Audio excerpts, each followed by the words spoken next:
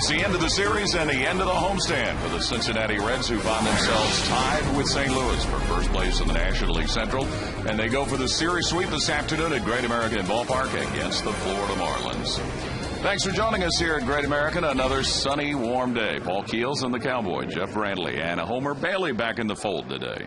Well, it's amazing that you can go this deep into your rotation. Now 6, 7 pitchers, maybe 8 that the Reds have been able to call upon this year. Homer Bailey, a member of the starting rotation out of spring training, had some problems with the shoulder, was sent down on rehab, and he has thrown very well on rehab.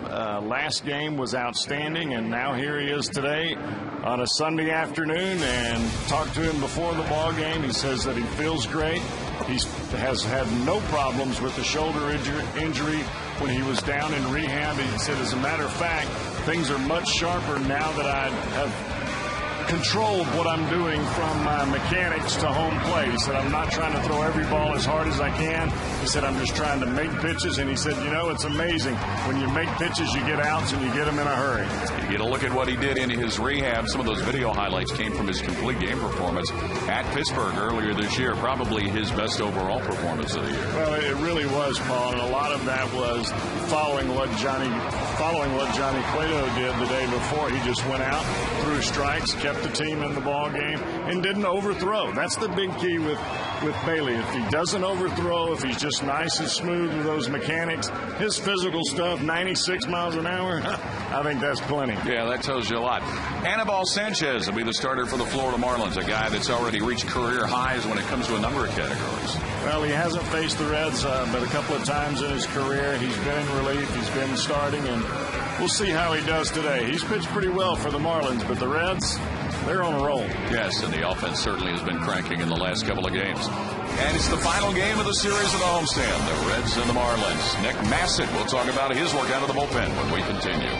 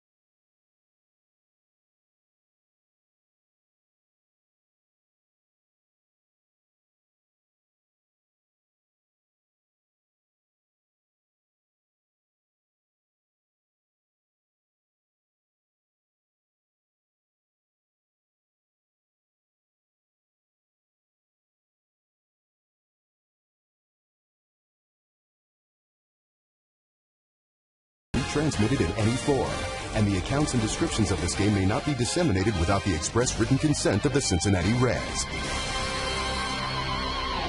Today's Reds broadcast on Fox Sports Ohio is presented in beautiful high definition, courtesy of H.H. Gregg. Sunday afternoon, baseball at Great American, the final of the homestand. The Reds and the Marlins. Time to check out today's weather here in the Tri-State. Here's Jeff Creighton.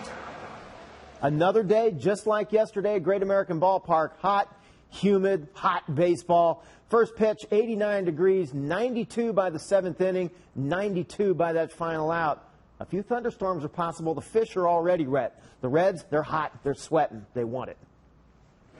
Yes, they do. Going for the series sweep. A good display out of the bullpen to hold things in order last night, especially cowboy from Nick Massett. Well, everybody talked about the strength of this ball club coming into this season, and a lot of it had to do with this guy, Nick Massett. He didn't get off to the greatest of starts, but I will tell you this. If his finish is anything like he has thrown the ball lately, it is going to be some kind of fun to watch him finish up. Last 26 ball games, I mean, we're talking 2 runs, folks. That just doesn't happen. He has pretty much been automatic down the stretch, and let's hope it continues because he has been on fire. And they as a group have, especially the middle relief corps, done very well. And the bullpen, part of what's helping Dusty Baker and the Reds go for a sweep against the Marlins this afternoon.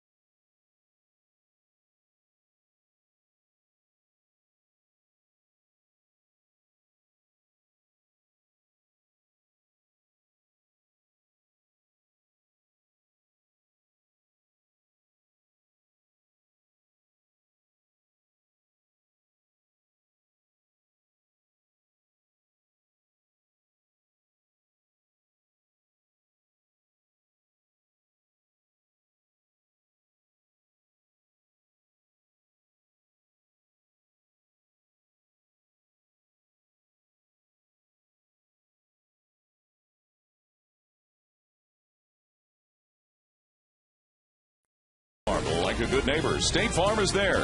Buy Ford F-Series trucks, the best-selling trucks, 33 straight years.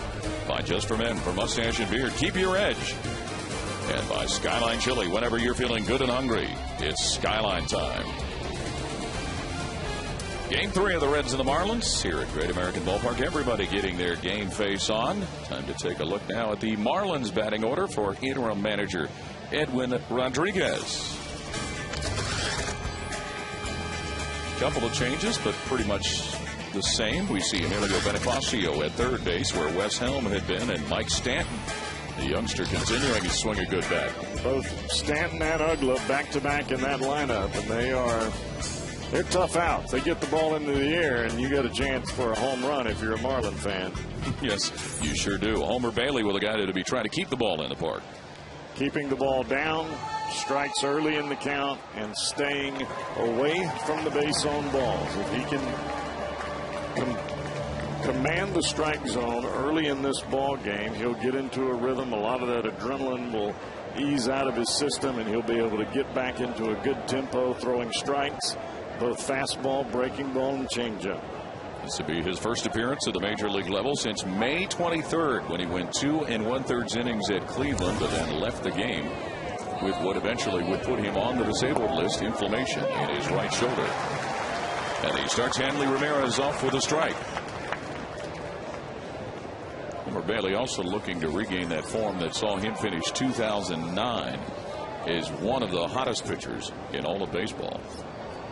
He was the National League Pitcher of the Week in the final week of last year's regular season. Count 1-1 to Ramirez. Well, that was one of the appearances that we saw against the Marlins last year in that big run that he had through the last part of July through August and September, and he just flat shut this team down.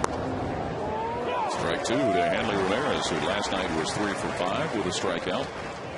You can already see Homer moving the ball both inside and outside with the fastball, and that just shows you the relaxed nature of his mechanics and that good extension on the delivery. 1-2 pitch, and he gets Ramirez swinging for the first strikeout of the game for the Reds right-hander for the first out of the inning. Time to take a look at the Ford defense for the Cincinnati Reds, and there's some notable changes from what occurred last night. Jim Edmonds will be in center field between Gomes and Jay Bruce. At third, Miguel Cairo giving Scott Rowland a day off. Third day in a row we've seen a different outfield. That's right. And Ryan Hannigan behind the plate for Homer Bailey.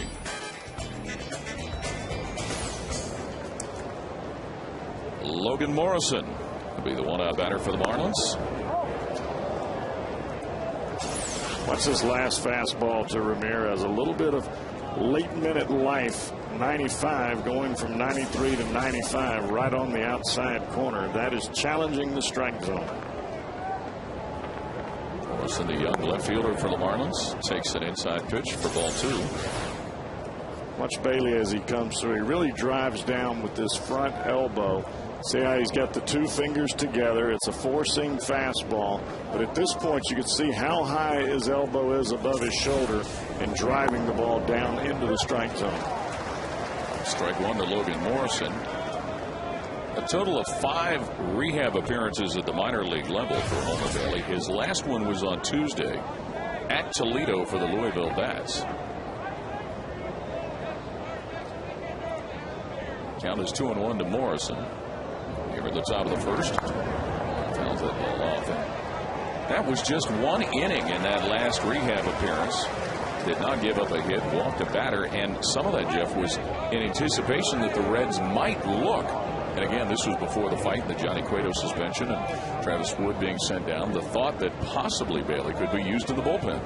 Well, not only the bullpen, but there was some controversy as to whether Leake was going to make the start yesterday or not.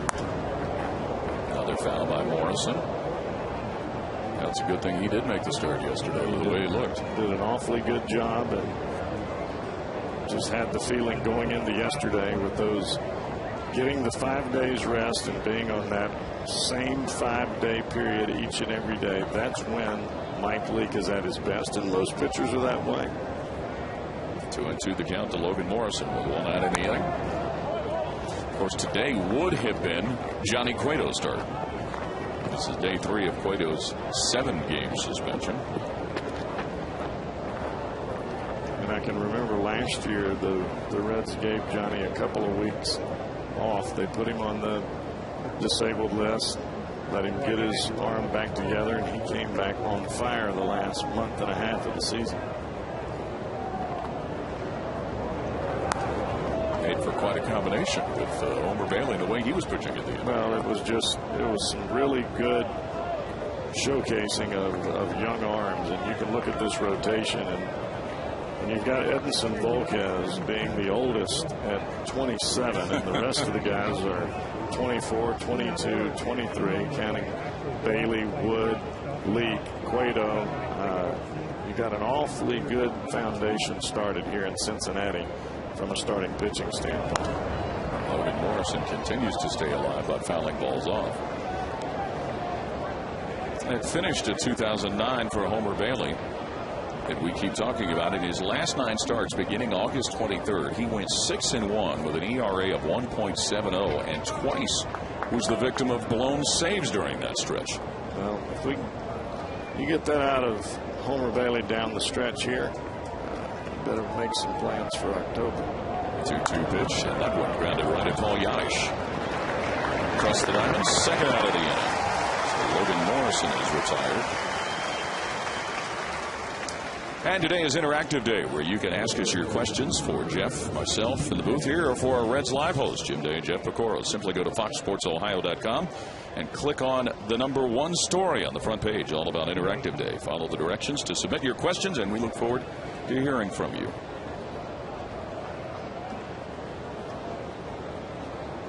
Gabby Sanchez will be the 2-out batter for the Marlins. Their young first baseman.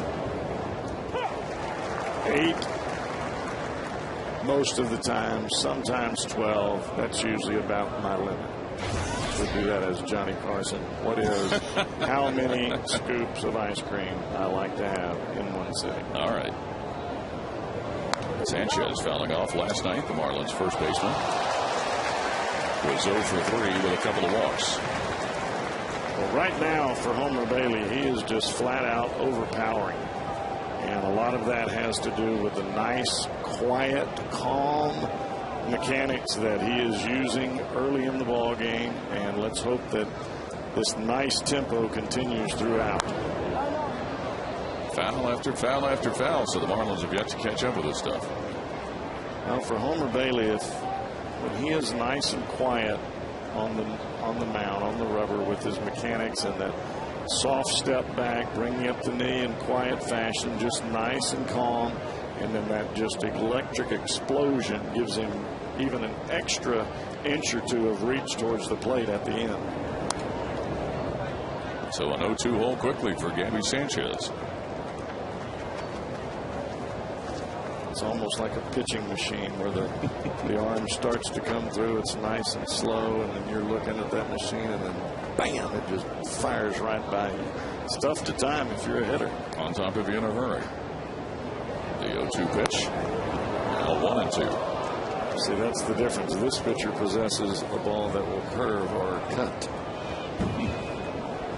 4 of the 5 rehab starts for Homer Bailey appearances were with Louisville. He made 1 on the 26th of July with the Dayton Dragons against Quad City. Deals a high one, so the count runs even at 2-2.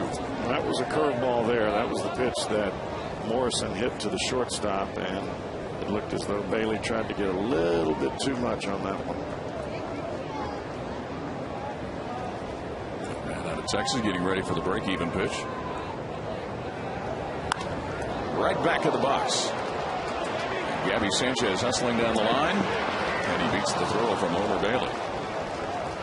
So that'll be an infield base hit for the Florida first baseman. I believe I heard him score that as an infield base hit.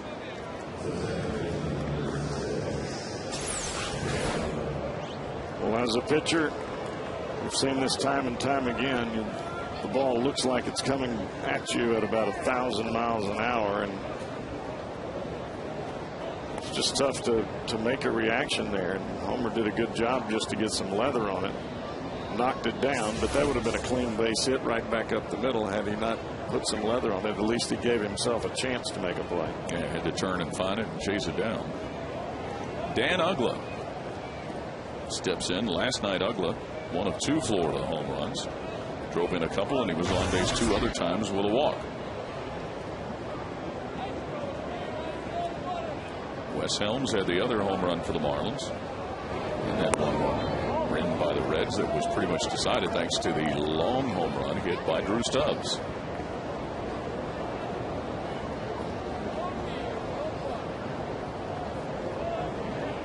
It's actually maybe a blessing in disguise for Homer to pitch out of the stretch just for a little bit here in the first inning. Going the opposite way, Uggla, Jay Bruce chasing into the corner. It'll bounce off the wall. The runners at first and third for the Marlins. Gabby Sanchez stops at third base, and a 2-out threat cooking. Looked like a hanging slider from Bailey. He got it up in the strike zone and out over the plate. That's exactly what that is. And a lot of that is first couple of pitches from the stretch. You have to make sure that you go back towards second base before you drive towards home. And a lot of times when it's your first time in the stretch in the first inning, you've still got a lot of that adrenaline going, a lot of those butterflies, and instead of setting yourself back into a good power position, you tend to jump towards home plate, and you don't get your arm on top of the ball, and the ball stays flat, as that one did. Mike Stanton will try and see if he can't cash in for Florida. Looks at ball one. Base hit in 4 at-bats last night. He was a strikeout victim. Friday night, he pounded a pair of home runs. One to left, one to right. His first multiple home run game in his very young career. You can see how tardy Stanton was on that pitch. And really what Homer has got to do is just slow himself down in the stretch as he was out of the windup. 1-1 the count here on the top of the first. 2 on, 2 out.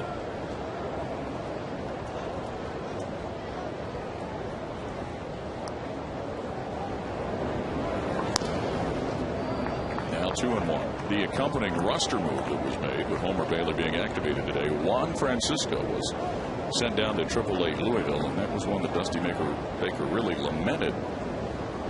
But it was just something they had to do. You like what you see in that kid. He has got a bat with some serious sting to it. Like this young man. And it really has presented a little bit of a quandary. We touched, Jeff, on it last night a little bit about what Dusty Baker has to work with infielders, so much so that they've been giving Chris Heisey some work on ground balls in the infield now, just in case. Heisey was originally signed into the Reds organization as an infielder.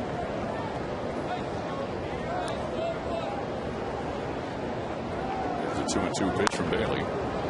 Grounded it short where Yanish will go to the bag and make the putout. Marlins leave a couple stranded. No score after a half inning.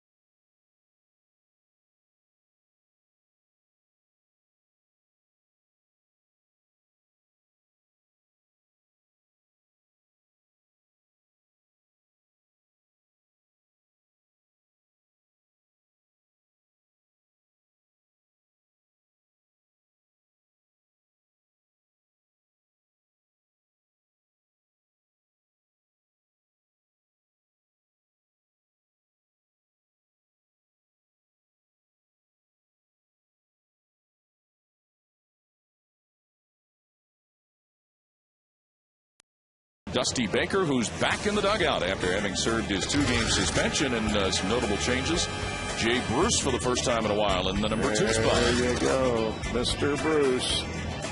Jim Edmonds against Florida. That's some pretty good numbers, but Edmonds is still waiting on that first Reds hit.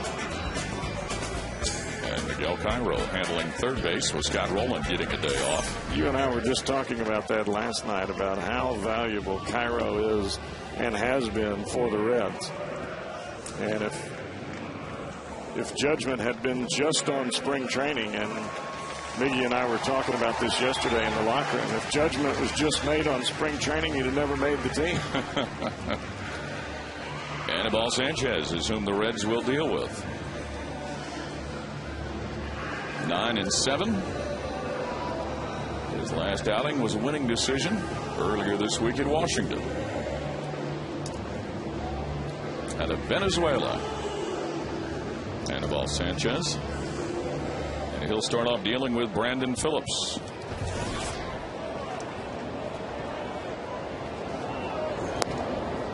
Strike one to the Reds All-Star second baseman, who last night 0 for 4 and a couple of strikeouts. Well, the key for Sanchez is keeping the ball down in the strike zone and getting the ball over the plate. He has a tendency every once in a while to get a little bit wild around the zone. Well, that pitcher's mound has been a target all weekend. As Phillips gets thrown out. Sanchez able to recover a little better than what Bailey was able to do.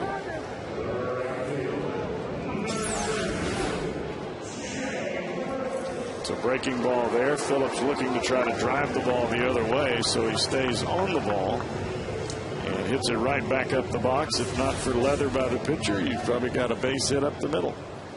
Our first question today coming from Shelley in Denver, Colorado, on our interactive day, asking about analyzing the swing of Brandon Phillips before his slump.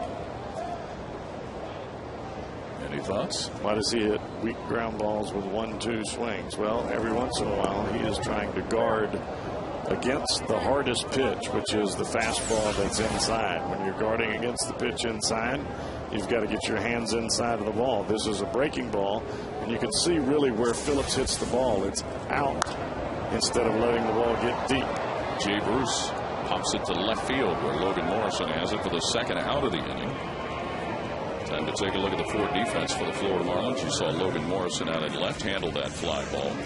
Emilio Bonifacio is in center field, so that's a change in the outfield for Edwin Rodriguez's team.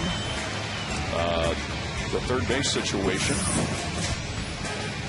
Wes Helms over there. Well, Polino back behind the plate again. Behind the plate, the veteran catcher. Joey Votto, the 2-out batter. A 6-game hitting streak for the Reds All-Star first baseman.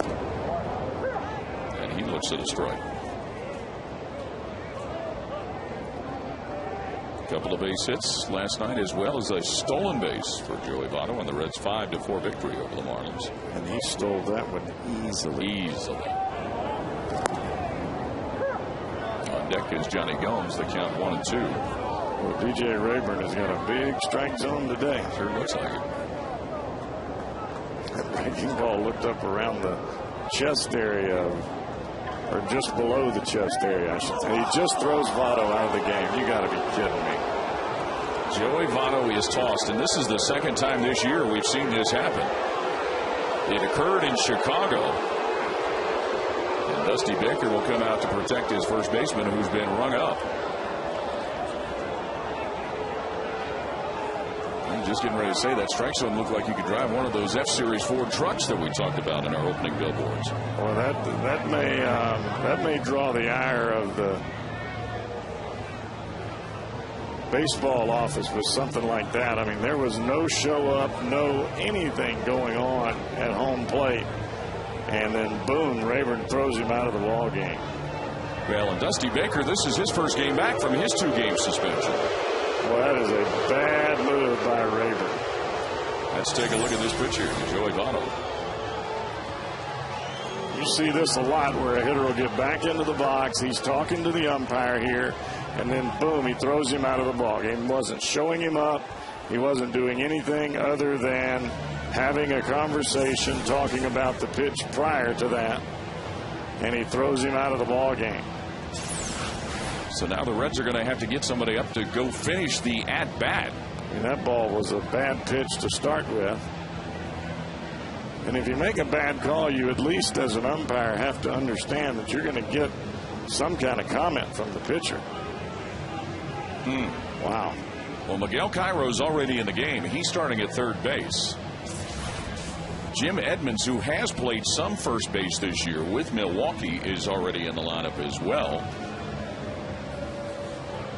Ramon Hernandez not in the starting lineup. Ramon played a number of games at first base. Now Joey Votto is still barking in the dugout. Well, it looks like Stubbs is going to come to the plate, and that would mean that Edmonds would move to first base. So Drew Stubbs is going to come finish the at-bat. If I remember correctly, Jeff, that Joey Votto got tossed out in Chicago in the last week before the All-Star break, and that's the game when, if I'm not mistaken, Paul Janisch came in and delivered a pretty good day. That's exactly right. So Drew Stubbs will come in and finish the at-bat. We would assume he will go into center field, and Jim Edmonds will then move to first base. Well, that is the first time I think I've ever seen an umpire throw somebody out of the ball game, and there was visibly nothing going on. I mean, No face-to-face confrontation, no confrontation whatsoever. Votto was looking down at home plate, and I'm sure they were exchanging words. But my goodness. Well, Drew Stubbs last night 1 for 4, a strikeout, but he launched that mammoth home run that went into the second deck in left field. His 15th of the year. Joey Votto started the day. He had reclaimed the batting lead in the National League after last night at 322. Moving ahead of Carlos Gonzalez. So no score, 2 outs here in the bottom of the first, and Drew Stubbs will come on and finish Joey Votto's at bat. And ball Sanchez. Stubbs pounds this one to center field. Moving back Bonifacio, and it comes off the wall. Stubbs the motor on into second base with a double. How about that? How about that? Wow.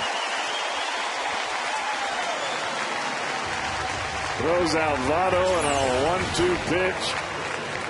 How about this for coming off the bench with a nice swing? Gee whiz.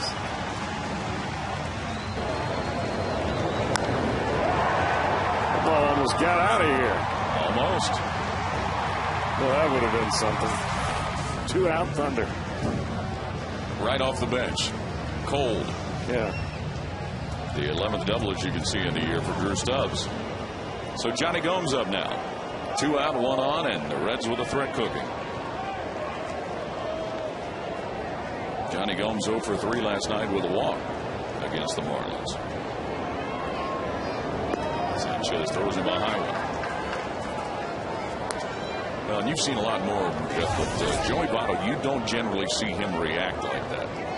It is the exception rather than the rule. He always talks to the umpire at home plate, but he always keeps his head down, never showing him up. Gomes looks at the strike. I just think Rayburn had an awfully quick fuse there. And that's very similar to what we saw with Roy Oswalt earlier in the year. That one popped up by Gomes. Gabby Sanchez in position to make the out. Reds leave a runner stranded after 1. No score.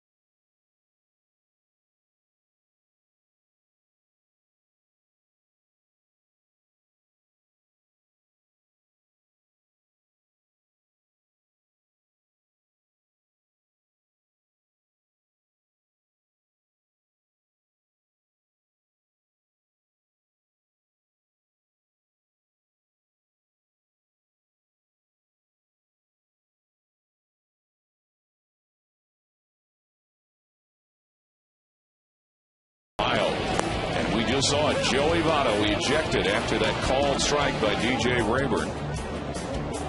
So the top hitter in the National League, Joey Votto, with an average of 322, has been run early. No scores. We move to the top of the second inning for Florida. Wes Helms leading off the inning. Jim Edmonds with the changes moves to first base. And Drew Stubbs, who finished Joey Votto's at bat and came up with a double, will take over in center field and hit in the number 3 spot. Yeah, a 1-2 double at that. Yes. Wes Helms, who went deep last night for Florida. Standing in now, looking at a 1-1 count. Helms delivered that home run in the 6th inning of last night's game. His only base hit of the game. Homer Bailey off the disabled list, and again, Bailey activated today, and third baseman Juan Francisco sent down to Louisville to make room. 27 pitches in the first inning for Homer Bailey. For Jim Edmonds, this will be his 5th appearance of the year at first base. Or 4th, excuse me. He had 3 games with Milwaukee this year at first, one of them in a starting assignment. Grounder at second. Brandon Phillips on to Edmonds for the first out of the inning. And here's once again a gander at what happened to Joey Votto. See Votto step out of the box. He's talking to DJ Rayburn right now, but he's keeping his head down. As far as the fans know or anybody else knows, there's not anything going on, and that's the way you're supposed to handle yourself.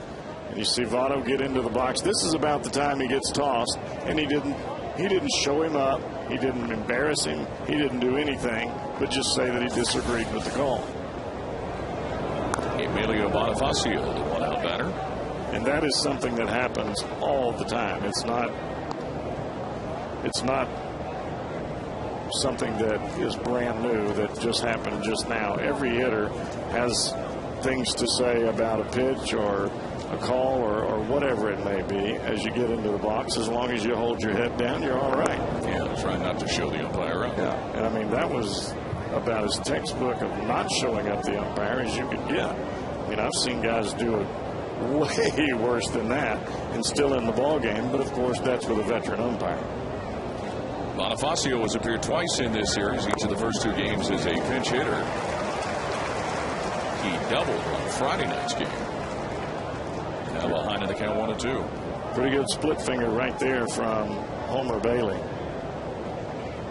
Good fastball on the pitch before, and then the split finger down and away, and you can see the movement. Bailey dealing to Bonifacio, and just misses on the outside. Back to back. Split fingers there, trying to get Bonifacio to chase twice.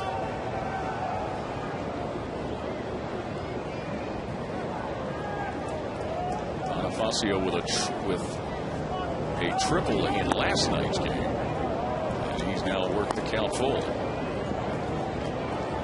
Homer tried to throw that one just a little bit too hard and held on to it a tad too long, and that ball ends up inside. So 3-2 the count with 1 out, and still no score in the baseball game.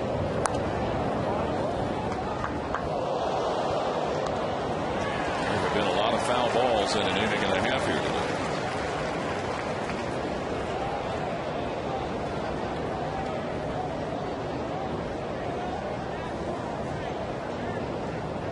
And Homer's going to throw some pitches. I mean, that's just his mantra. I mean, he is a 15-pitch an inning pitcher. And that one plunked to center. Stubbs in position. Second out.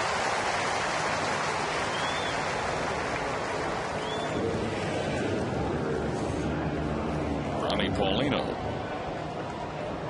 at the plate for the Marlins. 0 for 3 on Friday with a walk for the veteran catcher.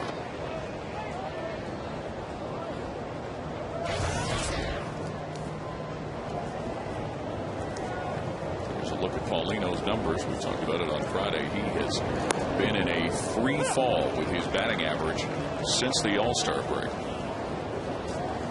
Yeah, his hitting against right-handed pitching has been atrocious. 0-1 pitch for Homer Bailey. 0-2. Homer took the loss in the first month of the season of April on the 14th at Florida, in a game that the Reds lost 5-3. And he was not throwing the ball well early. He was out of sorts. He looked as though he was trying to overthrow the ball a lot early in the season, almost as though he was trying to set a new record on the radar gun.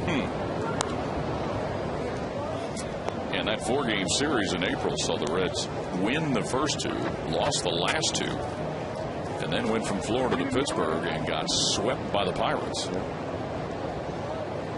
was one of those games down in Florida where they lost the ball game after they had been winning, very similar to the ball game that they had down in Florida later on in the, or in Atlanta later on in the season. And that one stayed with them a little bit. Checked in time, did Ronnie Paulino. You knew that crowd reaction was coming. Well, it's amazing to me that you don't get that pitch, but yet you call a pitch that's up around the batter's chest area.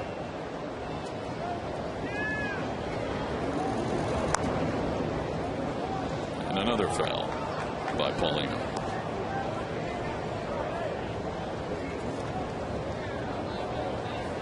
On the heels of that Florida series, Homer Bailey then went 3 straight games without a decision.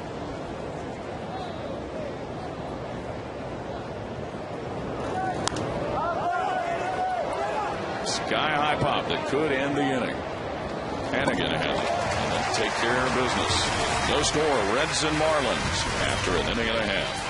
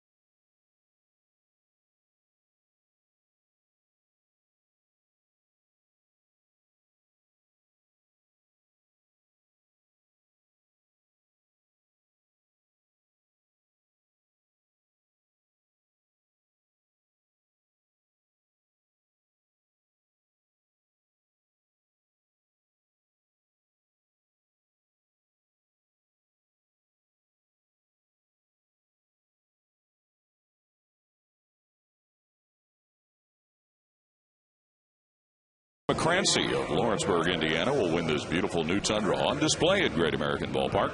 Register for your chance to win at an upcoming game by visiting your Cincinnati and Northern Kentucky Toyota dealers. We move to the bottom of the second at Great American. No score with the Reds and the Marlins.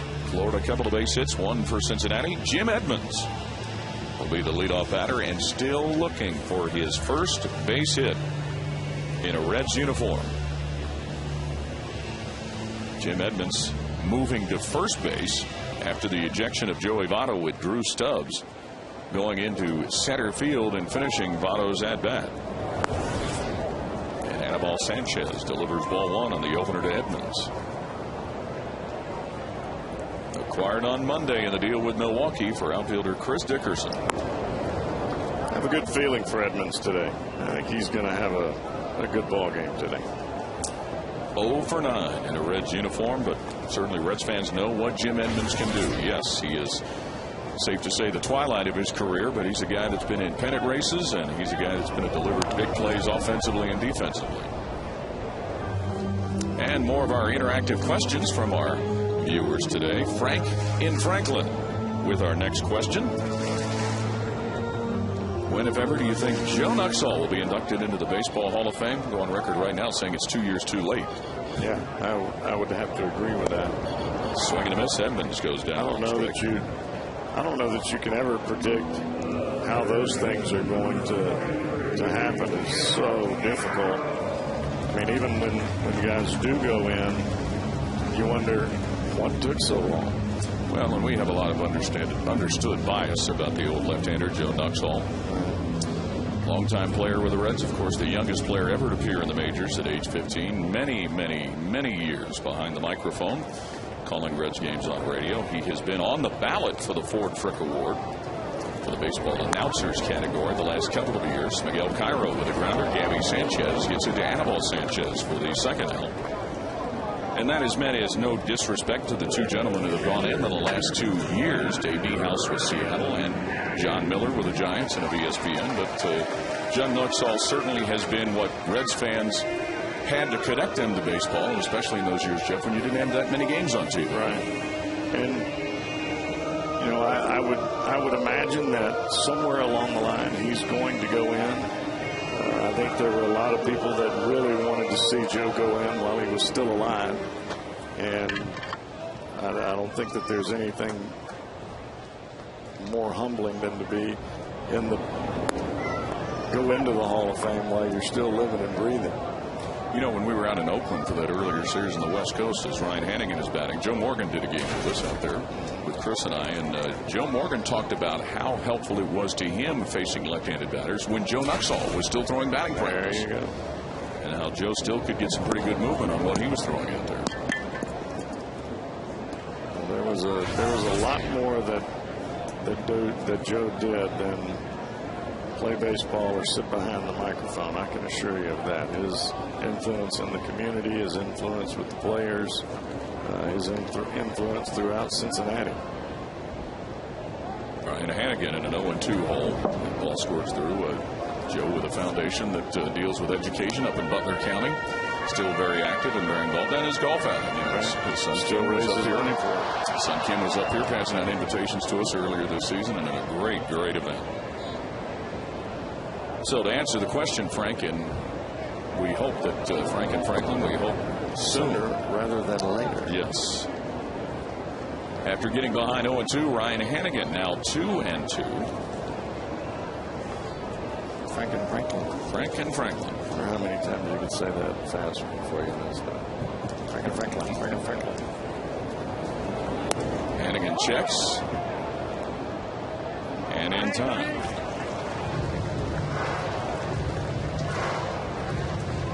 Franklin, of course, going up 75 right when you get past Middletown and right before Dayton.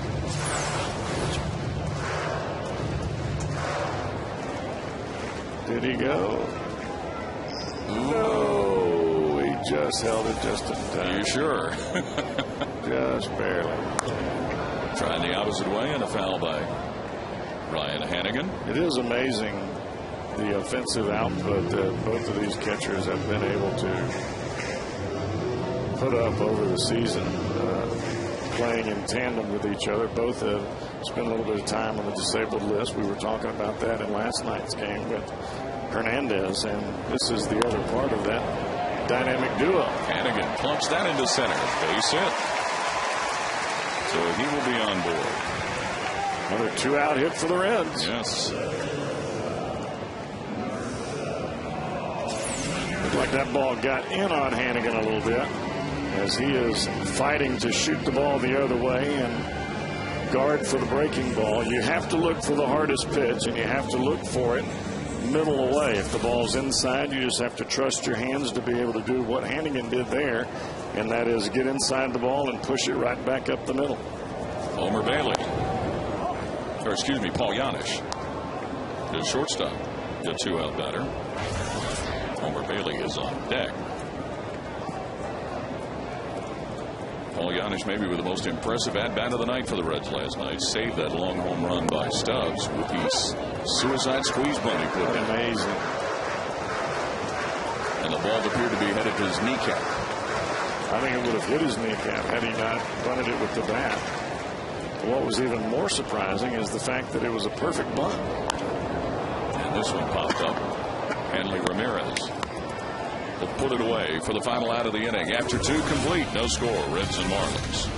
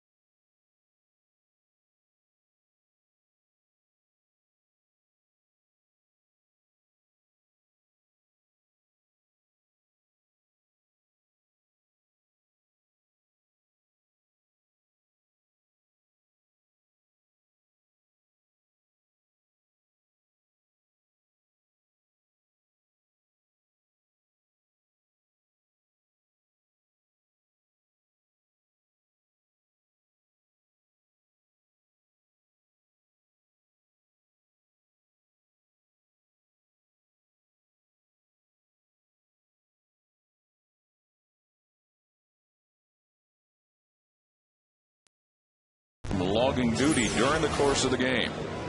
Bat boy Orlando Cabrera running balls out to the home plate up. DJ Rayburn. It's like they say in the business world, the more you can do.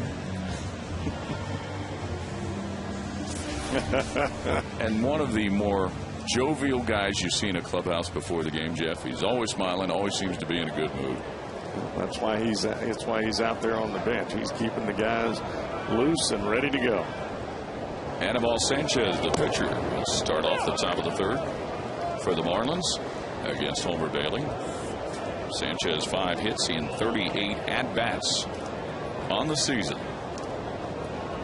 Homer Bailey cranking it up. And that one bounces out of target. Bailey has struck out 1, has not walked anybody as of yet. The Marlins have reached him for a couple of base hits.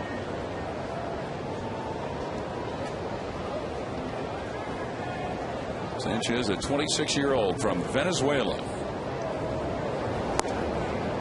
Can't catch up to that one. Blue Bayou.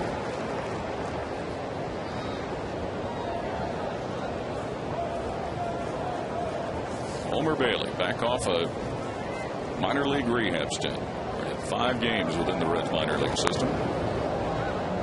Some pretty good contact by Anibal Sanchez. Well, I'm impressed so far by the mechanics and just the downward plane and the extension and the ability of strikes that we've seen from Bailey here early in this game. Paul Yanish near the bag. And that will be the first out of the 3rd inning.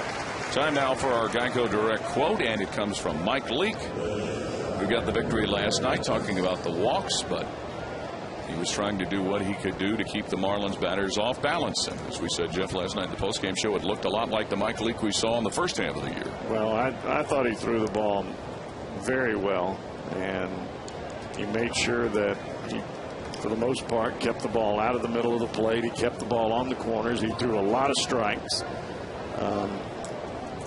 He did give up the home run to Wes Helms, but that was a ball that was in the middle of the plate when that ball went out of the ballpark, and the ball to Ugla was another pitch that was in the middle of the plate. That was really the only 2 mistakes that he made all night. And gets his first win after 3 consecutive losing decisions, Mike Leake. And he gave up the 3 runs, and realistically, you remember the play that Logan Morrison hit to the backhand side of Phillips, and Phillips stumbled a little bit when he caught the ball and had to turn the opposite way to throw and couldn't get anything on the throw.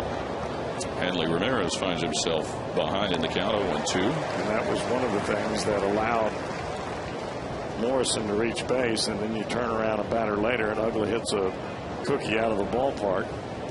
You end up making that play. Maybe that home run doesn't happen. You're looking at a totally different situation. Ramirez, a strikeout victim to begin the game. And he's a strikeout victim staring at strike 3. So he's been gotten twice by Homer Bailey. Now this is about as artistic as you can be painting a breaking ball. That baby is the old dewdrop in. Breaks straight down right to the outside corner, and there's nothing you can do about it. After seeing a 95-mile-an-hour fastball, what are you going to do? Wait on that until they open the door? I mean, that baby just dropped right in there. Locked him at the knees. Logan Morrison, the 2-out batter for the Marlins. Our next question from Connor in Springfield has to do about Homer Bailey. Homer Bailey and his maturity in the bigs. Do you think, Cowboy, he's proved himself as a pro? I think he's proved that he can pitch up here. And yes, he is a pro. Has he proved that he can pitch a full season in the rotation? Not yet. When you can put 200 innings on the board and give me 30-plus starts, that's when you've proved to me that you can be in the rotation full bore. 2-1 now to Logan Morrison. Because that's what every general manager looks for. A general manager looks for starting pitchers that can give them 30-plus starts and 200-plus innings. And let's remember, in his parts of 3 seasons, last year's 20 games, the most he's logged at the major league level. When he first hit the scene in 07, 9 games. In 08, 8 games. And last year, 20 games. And the thing about Bailey is what I've seen, at least over the years that I've been here with the Reds and seen him in big league camp, he's a slow starter. April is not his greatest month, but August and September are. Morrison shoots this the opposite way for a base hit. And Logan Morrison sniffing for 2, but he'll throw on the brakes and hold for a single. Johnny Gomes chased that down in a hurry. Well, it's a good thing he didn't take off for second base. Gomes was hustling over there to that ball and made a perfect throw to Brandon Phillips. Morrison would have been out from here to there. Good old. It's a 4-seam fastball there. They want it in and ends up getting over the top of it a tad too soon. The ball dives down and away, and Morrison does a good job just staying with that pitch. If you overswing there, it's a ground ball to second base. Gabby Sanchez, who had the first hit of the game for the Marlins, and Ryan Hannigan giving chase for a ball that falls behind home plate. Time to take a peek at the Honda standings. The National League Central, where the Reds and the Cardinals find themselves tied for the lead after the results of yesterday. The wild card, the Reds and the Cardinals, both a half game behind the Giants. San Francisco's trying to stay within reach of those Padres, who got another big win over the Giants last night. Yeah, I think anybody that thinks that this Reds club is going to fade has lost their mind. Say again? I think anybody that thinks this Red club is going to fade has lost their mind. Point taken. Strike 2 on Gabby Sanchez. I'll give you a third one if you want. You made that point very, very clear. And some of that on the heels of that sweep to the hand of the Cardinals, which got an awful lot of attention. And this series outside of Reds country probably isn't on a lot of people's radar, other than maybe those in St. Louis. Bailey finds himself ahead of the count to Gabby Sanchez. After the win yesterday, the only 3-game series that the Reds have lost in their last 13 was the one to the Cardinals. They've won 12 and lost 1. I'd say that's pretty doggone good. That is. Holding up Gabby Sanchez. He looked like he was ready to get after it. It just happened to be to the Cardinals with all the words and all the things that were thrown out there before the series started, and it allowed the Cardinals to move back into first place. But the bottom line is there are a lot of ball games left, and the Cardinals may beat the Reds. They may end up beating the Reds 2 out of 3 when the Reds go down there, but there's still going to be a month of baseball left after that. Yeah, both teams have got a lot of work to do as far as their positioning once that Labor Day series gets here. This Reds club, to me, is an awfully resilient ball club, and I think we saw fact of that after they were swept in 4 ball games in Philadelphia to end the All-Star break and came out in the second half on fire.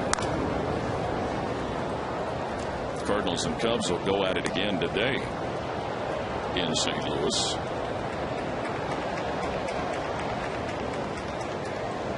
Kyle Loesch and Ryan Dempster will be the starting pitchers in that game. Loesch coming off of a minor league rehab assignment. Both of those former Reds pitchers. Loesch is back after having the muscle in his forearm.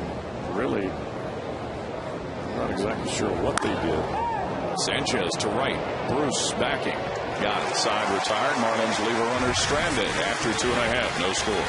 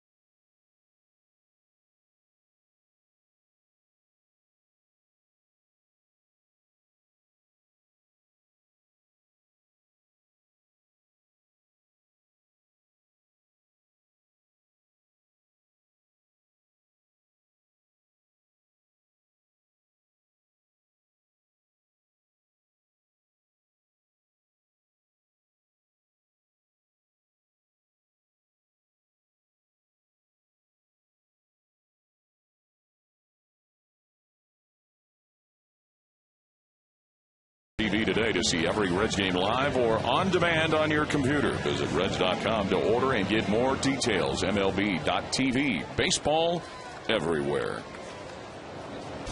Bottom of the third inning at Great American Ballpark. The Reds and the Marlins are scoreless. Homer Bailey, the starting pitcher, will lead it off for the Reds, followed by Brandon Phillips and Jay Bruce.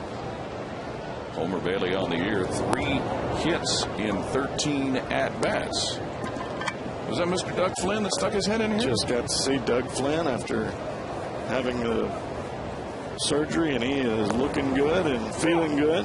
Said he is on his way back. Doug was down there with the fantasy campers that were down introduced on the field before the game, wasn't he? You can't even tell that he's gone through the surgery. 3-1 the count on Homer Bailey from pitcher Anibal Sanchez. Flynn, a utility infielder back in the 70s with the Reds, and of course he was part of this trade that brought Tom Seaver to Cincinnati from the New York Mets. Let's see if I can remember all of them. Doug Flynn, Pat Zachary, Steve Henderson, Dan Norman, and maybe one other player. Can't remember that went in that deal. And Tom Seaver came to the Reds from the Mets. All those guys just for Seaver? Just for Seaver. Just kidding. Joel Youngblood. That was the other one. Joel Youngblood. Played with Joel out in San Francisco. He played a long time in the majors. Didn't play with Tom. A little before my time. A little bit. Of course, Tom Seaver's one career no-hitter came in a Reds uniform at Riverfront. I was in the stadium that night over at Riverfront. About Homer Bailey in this at-bat. He is working Anibal Sanchez. Full count. And down on strikes goes Homer Bailey. But he did his job. Just when I blow him up. Strike 3. And we'll get pitch count up for the Florida starter. His third strikeout. So Brandon Phillips is stepping up. Well, this will be the second go-round for the Reds, and we'll see how this works out. Brandon Phillips bounced right back to the box in the first inning.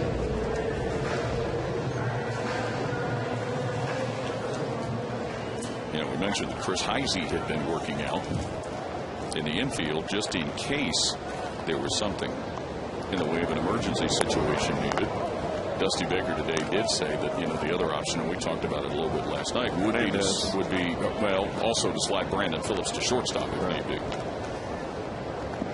And that would be a major emergency situation. Phillips to right center. Coming on Stanton, and he makes the catch as Bonifacio was breathing down on him with a second out. Well, you can see the speed of Bonifacio there, and I don't know that he would really want to run into Stanton out there in right field. Like David and Goliath out there. That might hurt. So with 2 outs, Jay Bruce will be hitting.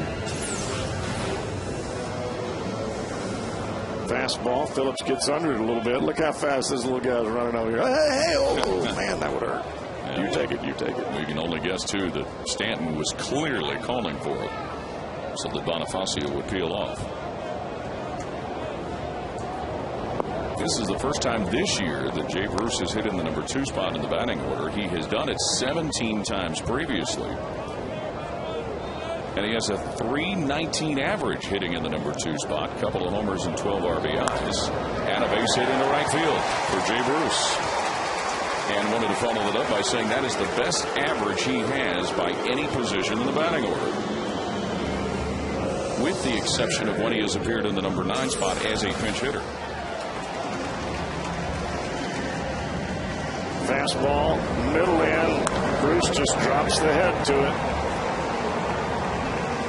Not too many times that you're going to throw the ball by Jay down in the zone. You may get him up, but when it's down, he's going to get the bat head to it. So Bruce on at first with 2 out, and Drew Stubbs with his second at-bat, his first full at-bat. He came on when Joey Votto was ejected in the bottom of the first, and Drew Stubbs inherited a 1-2 count and delivered a double to center field.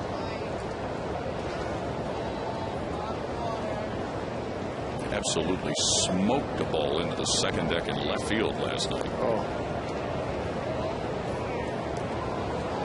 Don't you love those no-downers when they're your team? was. It was in the 8th inning. Last night, his 15th homer of the year. It looked like he was trying to match it right there. That's the learning part that you have with young players. The consistency, it's just not going to be there until they figure some things out for themselves, what they can and what they cannot do. And Stubbs is a very intelligent kid. He will figure it out. Fouls this pitch from Anibal Sanchez, and we talked about last night's long ball. Here it be. And you can hear the reaction from the crowd the moment he struck it. When you hit it and you just go into a jog like that, you know that baby is way out of here, especially if you're Stubbs. Because normally he comes out of there in a dead sprint. 2 outs, Jay Bruce at first. Game scoreless. Bruce on the move. And goes Stubbs on strikes. The inning over. After 3 full, Reds and Marlins scoreless.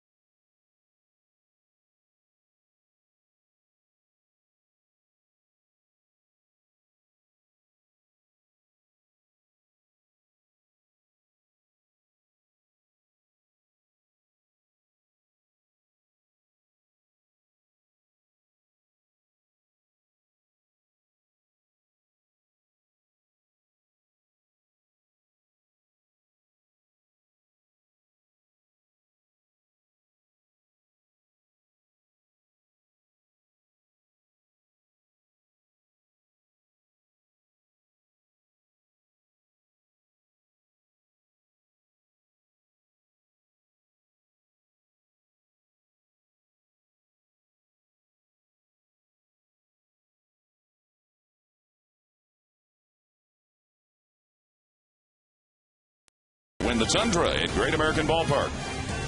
By JTM. Food, family, fun. JTM.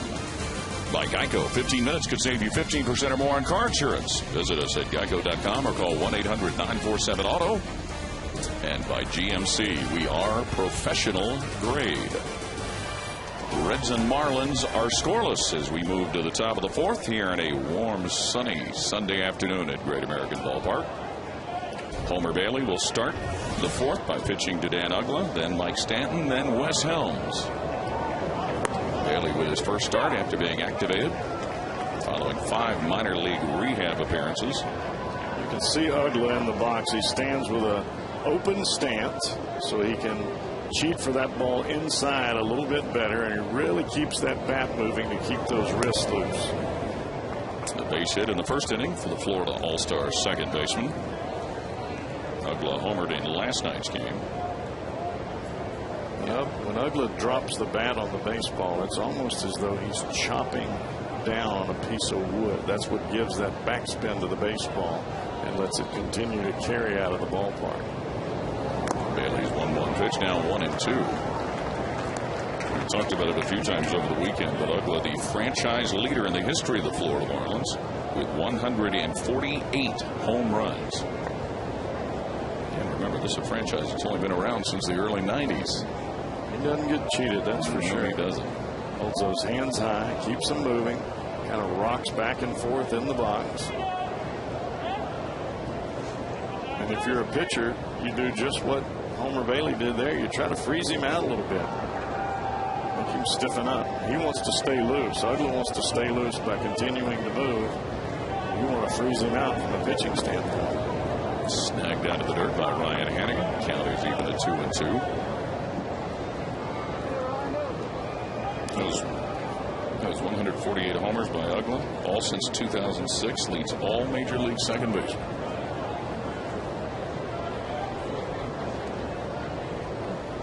His name was kicked around prior to the trading deadline as somebody that might be on the move. I just think that if the Marlins are going to give up a guy like Uggla, which is a huge home run threat for them, they've got to get something big in return. He looks at ball 3. We know the Reds situation in the standing. The Marlins going into business today, 9.5 out in the National League East. In the wild card, they are 8.5 out.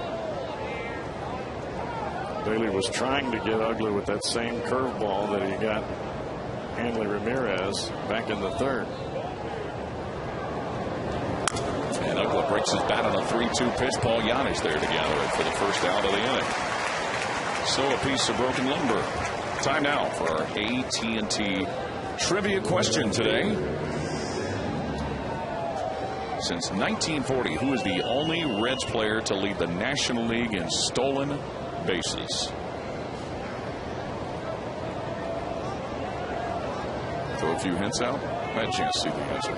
You did? And I think I would have probably guessed it right even if I hadn't seen it. Early stages of the Big Red Machine. Outfielder. Used to hold the bat real high.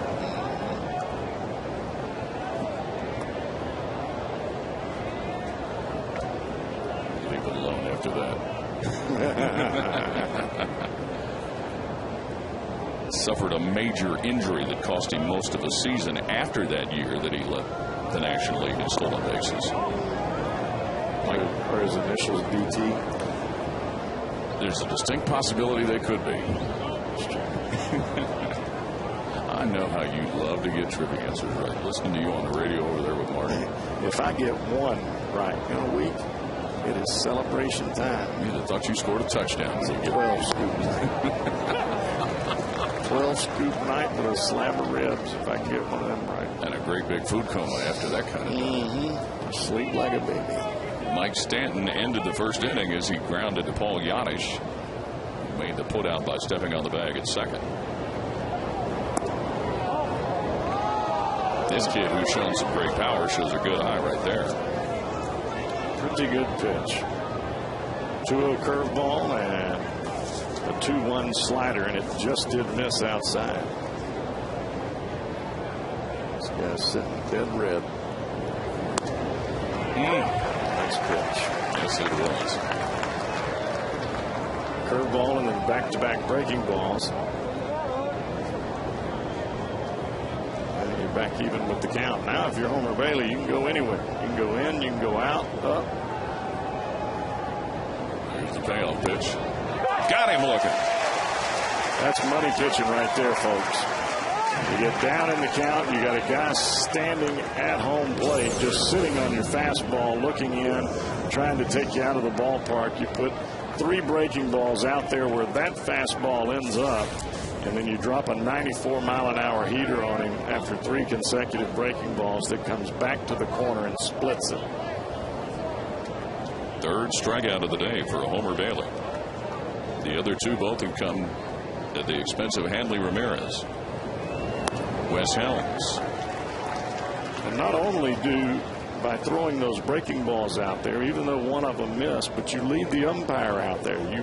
You let him see that outside part of the zone. That's where you're going to go to try to get this guy out.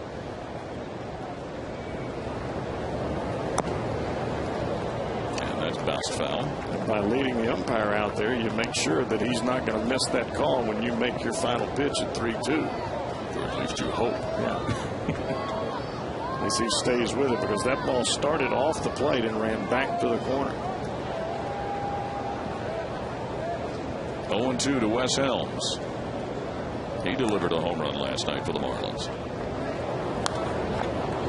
And the count remains 0-2. Go in the heater again. The old high hard one. For those who aren't familiar with that line, it was uttered by actor Joe Brown in the movie Major League. The old high hard one. Let him swing right through it. pop fly that will get out of play. Our next question comes from Mike in Toronto, Ohio. Have you ever seen a player tossed for arguing balls and strikes without getting into the umpire's face? Well, yeah. Today. Prior to that? Don't think so. Normally there's some kind of demonstrative discussion going on. They're going to get the strikeout. Appeal to first. And down on strikes, Wes Helms. After 3.5, Reds and Marlins scoreless.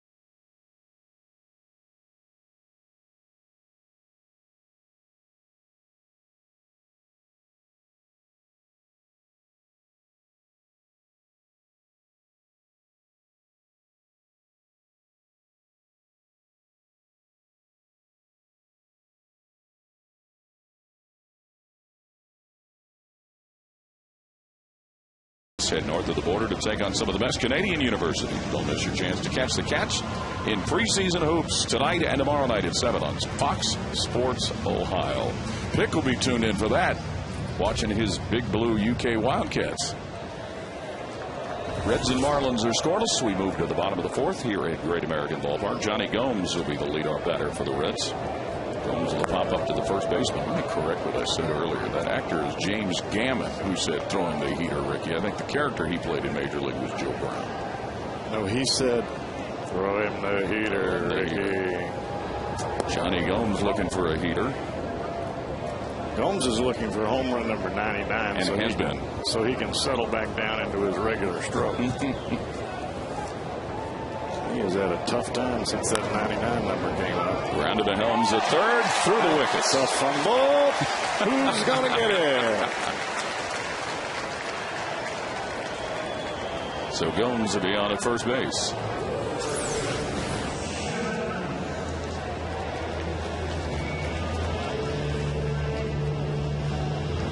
When you spend a lot of time on the bench being a pinch hitter, not a whole lot of time out onto the field in the game situation. Scored as an error on Wes Helms. We talked about it the last 2 nights. One of the better pinch hitters in the majors during that time. But now with Cantu having been traded away, he's it at third. This is where you want to make it hurt a little bit if you're Jim Edmonds. You got a big hole on the right side. Look for a pitch middle in and jerk it right down that right field line where Johnny can take off. He saw Edmonds' batting average at 273, but again, he is still looking for his first Reds base hit. 8 homers and 20 driven in for the Brewers. And he's hit some balls hard here with the Reds. They just haven't fallen. He's had a couple of line drives to center field. I know of one bullet that he hit to first base with some runners aboard that nobody could go anywhere. He hit it so hard the runners weren't even able to get a lead.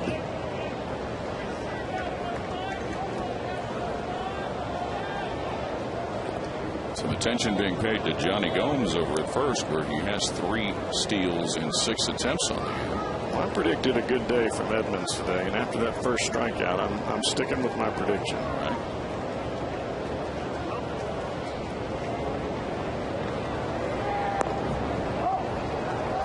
Sanchez misses outside. There's Edmonds. Multiple All-Star appearances. Gold gloves. Silver slugger. He's part of 2 World Series teams of the Cardinals. Not much that Jimmy Edmonds has not done in the game of baseball. Looks at a strike as Gomes had started to bluff. It's a 2-1 the count to Jim Edmonds. Native of California. Of course, he began his career with the Angels out in Anaheim. Edmonds, one of the best high ball hitters I have ever seen. Keeps those hands up around the shoulder, bat flat. Edmonds hits this one. Right center.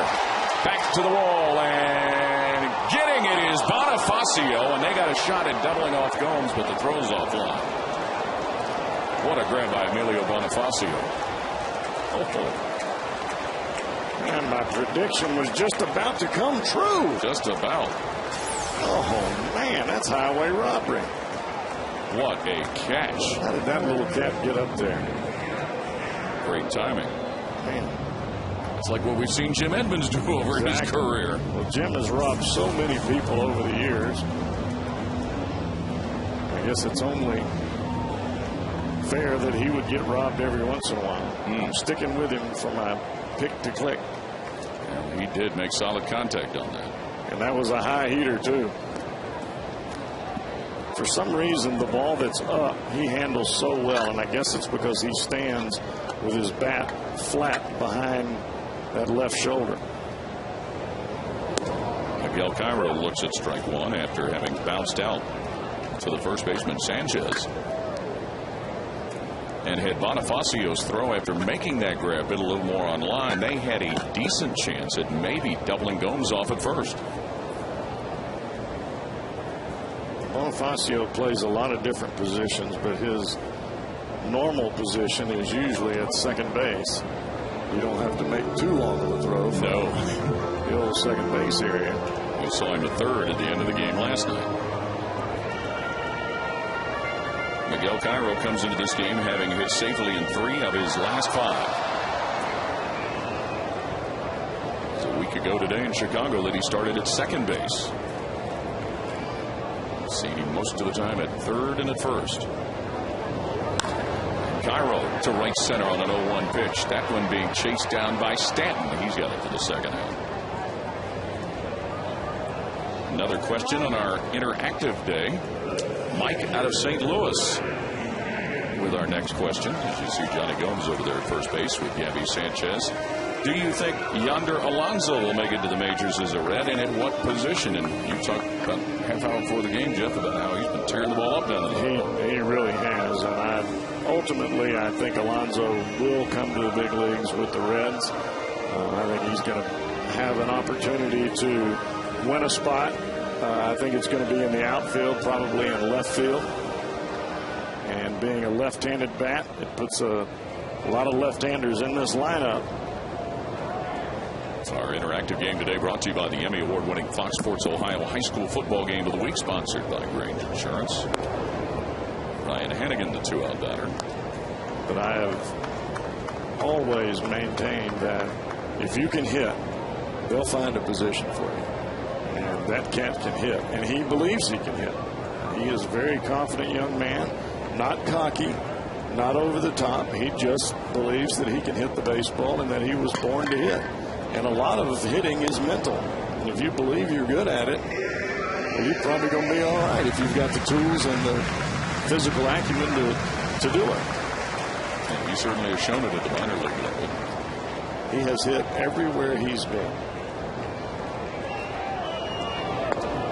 Hannigan looks at the strike. He has a single to his credit today. Alonso last year fought through the same injury that Chris Dickerson had this year, that hamate injury in his hand. And at the beginning of the season this year, it took a while for Alonso to get his timing down. He was in the low 200s in AA for a while. Got to 267, and then he was moved to AAA. Struggled a little bit there, and now he is on fire. Hennigan takes it outside. 2-1 the count.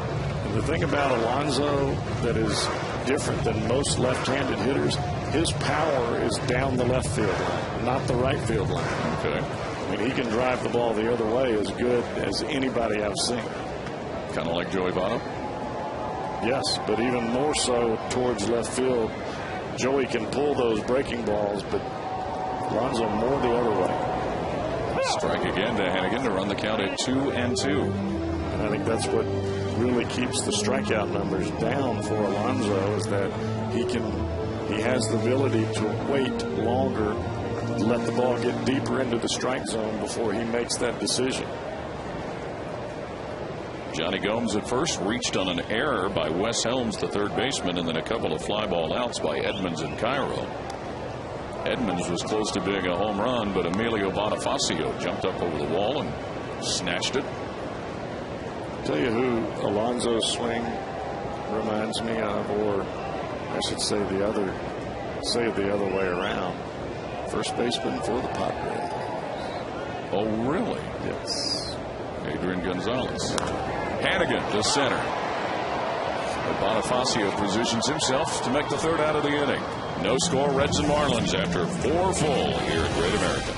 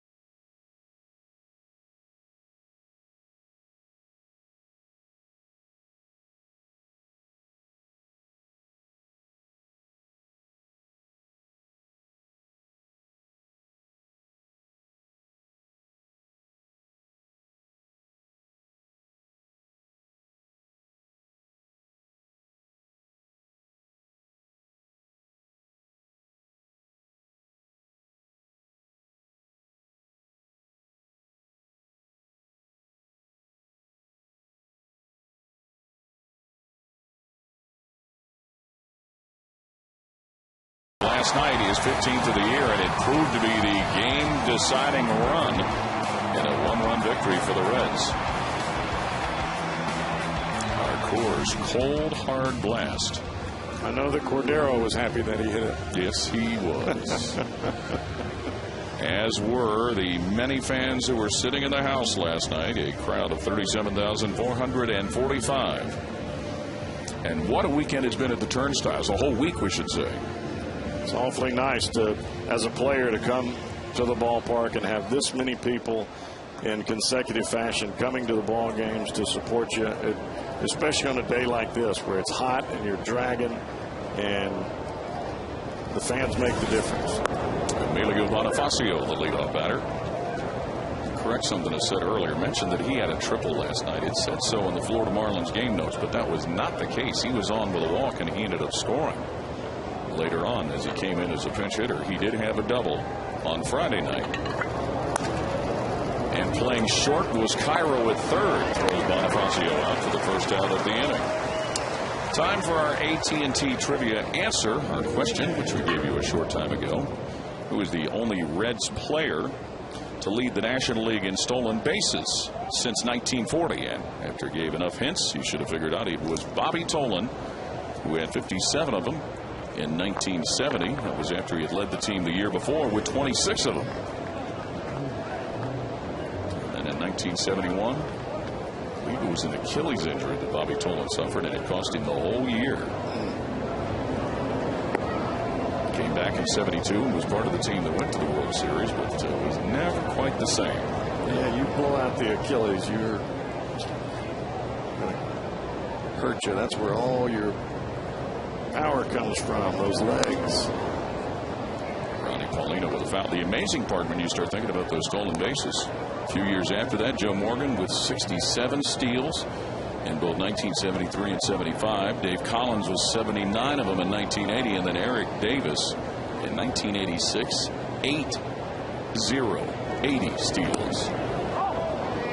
But none of those led the league. That's true. You know, the year that Eric, I think, had 80, they were running wild over in St. Louis. A couple of guys by the name of Coleman and McGee, I believe. Paulino will bounce this one time to Brandon Phillips, and that'll be the second. So Ronnie Paulino is gone. That 1970 year for Bobby Tolan also saw him put together an outstanding National League Championship Series in a 3-game sweep of Pittsburgh, in which he batted .417. Ouch. The Reds took the Pirates in 3 straight and went on to the World Series. Tell you what, Homer Bailey has thrown the ball awfully well here today. He sure has. I really like his mechanics, and I like his location of the fastball. And he's dealing with his opposite number, Anibal Sanchez, to try and retire the Marlins in order. There's only been one, maybe twice today that I've seen him try to overthrow a pitch. Other than that, he has been nice and fluid. He has allowed 3 hits for the Marlins. The young man at the plate, Sanchez, has allowed the Reds 3 base hits.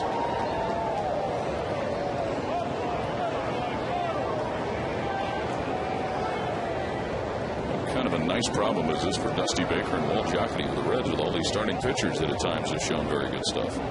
Nothing like a little home competition. That one grounded where Bailey can't get it. Cairo throwing. Nice job. Miguel Cairo, an outstanding play at third base to retire the Marlins in order after 4.5. No score, Reds and Marlins. And now time for the Fifth Third Bank hardest workers in the game. Coach, outside of team practice, how do players train to keep themselves performing at a major league level? You know, it's a year-round process now, you know, outside of the physical things that they do on the field. I think now, today, the players have so many different avenues that they're going down. You know, number one, they're all into strength and nutrition. The other thing is you're seeing more and more stretching, flexibility, yoga classes, Pilates classes. A lot of them are getting into the pool, the swimming techniques, and you know, the new things are being utilized. And a player today, I think, is taking advantage of all those things. Fifth Third Bank, the things we do for dreams.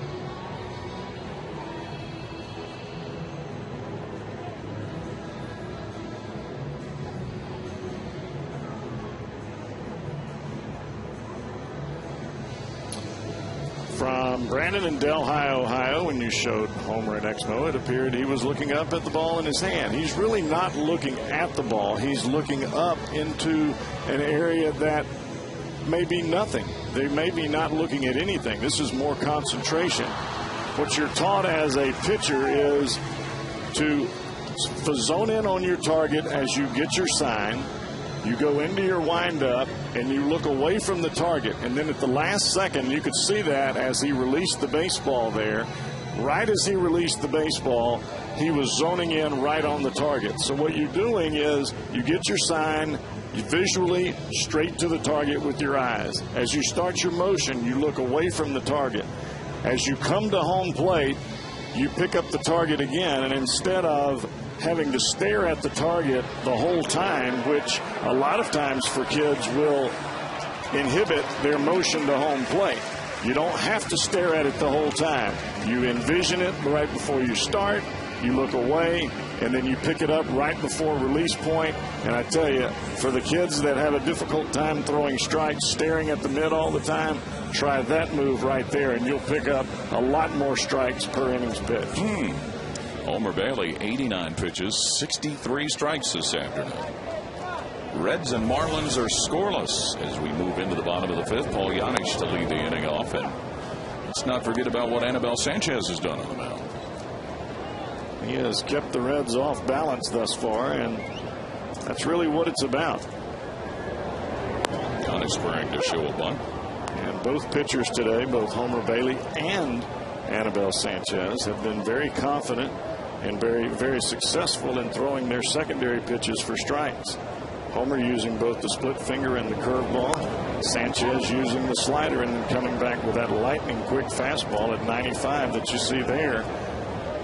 After seeing a breaking ball that's around 84 or 85, and then you increase the velocity 10 miles per hour, and then it's good location, all you're going to get is a foul ball. 0-2 to Paul Yanich. Now 1-2. Let us not forget, too, that Anibal Sanchez does have a no-hitter in his career. He threw a no-no on September 6th of 2006 against Arizona in just his 13th Major League start. This one popped up by Paul Yanich. Anibal Sanchez has it for out number 1 in the inning. And Reds fans, make sure to follow your team with the Reds social media clubhouse at Reds.com. Stay connected through Reds fan blogs or write your own. Join the online forum, sign up for text updates, and find out about upcoming chats with your favorite players. Plus, you can follow Reds like Mike Leake on Twitter. Log on to Reds.com/connect to get started today. Speaking of, Homer Bailey at the plate. A strikeout victim in the third. But he had a pretty good at bat. He made Sanchez throw some extra pitches there. The count full. I'd forgotten to look at some of the stuff with Homer Bailey last year. He appeared in the 10th inning of an 11-inning loss against Colorado last year as a pinch hitter. Struck out against Franklin Morales, which the Reds have used in the past. Bronson Arroyo is a pinch hitter. We've seen Mike Leake used as a pinch hitter once this year. Owings, who was sent down a few weeks ago to Louisville, he has performed very, very successfully as a pinch hitter. Big cut and a miss by Bailey.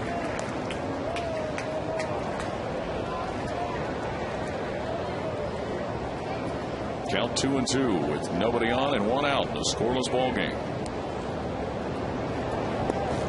Bailey looks at strike 3. He wanted to pull the trigger, but he got frozen. That is the 5th strikeout of the day for Anibal Sanchez. And that's that secondary pitch I was talking about, the breaking ball in the strike zone. And when you've got a pitcher on the mound that can command that pitch, you have to respect it. You can't just go wild looking for fastballs. Hey, Reds fans, for great food with family and friends this summer, think JTM. Food, family, and fun. JTM. Brandon Phillips 0 for 2 today.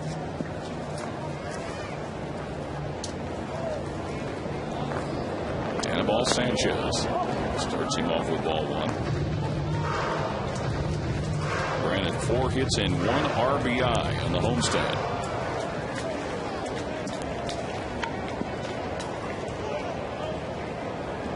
Grounded out to the pitcher and hit a fly ball to right field. He has worked at the plate today.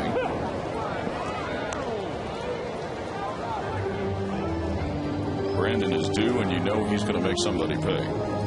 His track record has shown that. There are a lot of high breaking balls out of the hand of Sanchez that have been called strikes today. One of them got Joey Votto thrown out of the ball game in the first inning. Strike 2 to Phillips. Yes, if you have just wandered into the TV set, Joey Votto in the bottom of the first on a 1-2 count was ejected by home plate umpire DJ Rader. Drew Stubbs finished the at-bat and came up with a double, but was left stranded on base. Same 1-2 count to Phillips, now 2-2. And it wasn't on a strike 3 call, it was on a strike 2 call. Yes. Breaking ball up around the top of the numbers on the top of the jersey lettering across the front of the jersey.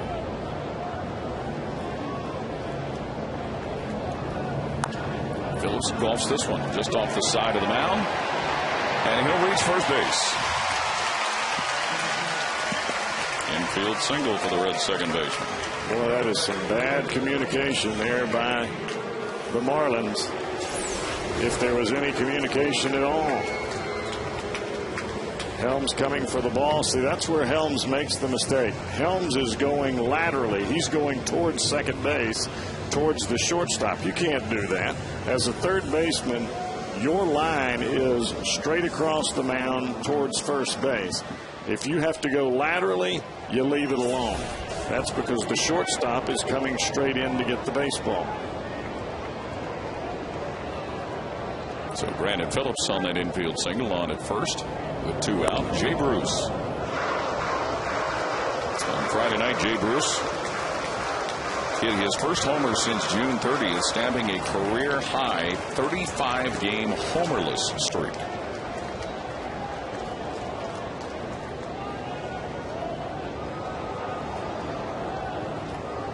And Sanchez throws him a pitch that he yanks out of here, but foul.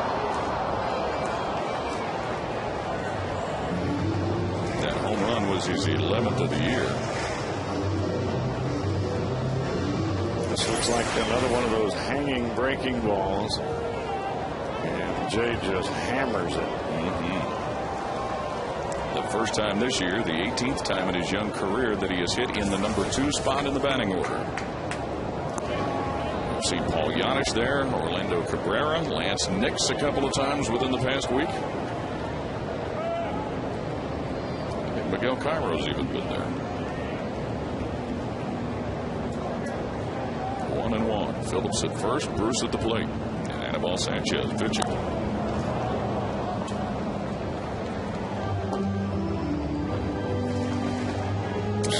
Sooner or later, Sanchez is going to. Somebody's going to catch one of those hanging breaking balls. He keeps throwing it up there. And if Rayburn is going to call it, then the Reds are going to go back to the dugout and say, hey, he's throwing that high breaking ball, and they're calling it a strike, so you might as well swing at it. And somebody's going to catch it. One of these big boys is going to hit that in the seats. After today's game, the Reds with an off day tomorrow. And on the evening, we'll fly to Phoenix, Arizona. Have a 3-game series with the Diamondbacks Tuesday, Wednesday, and Thursday night. You remember who sang that song? Mark Lindsay. Yes, very good. On the move, Phillips with a foul ball.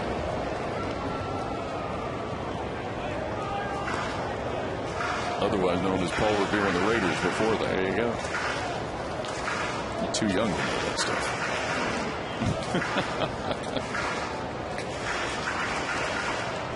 No score, bottom of the 5th here at Great American Ballpark. Another very nice crowd on hand here.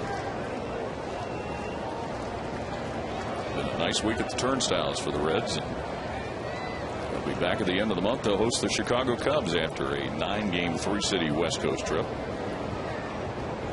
Phillips moving again. Swing and a miss. And the inning comes to an end after 5 full. No score, Reds and Marlins.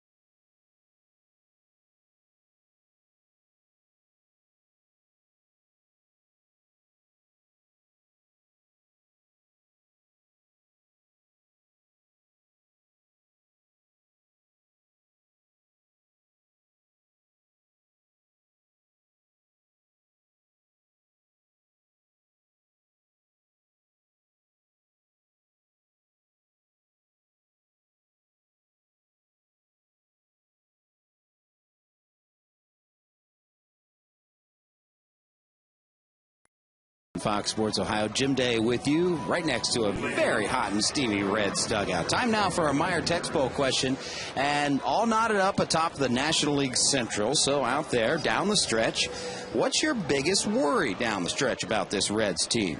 16 games yet to play out west. You afraid of the pitching faltering, hitting going cold, or no worries at all? Text 1, 2, 3, or 4 to 37664. 37664, standard text message rates apply. Well, the results coming up, gentlemen. How about number 1?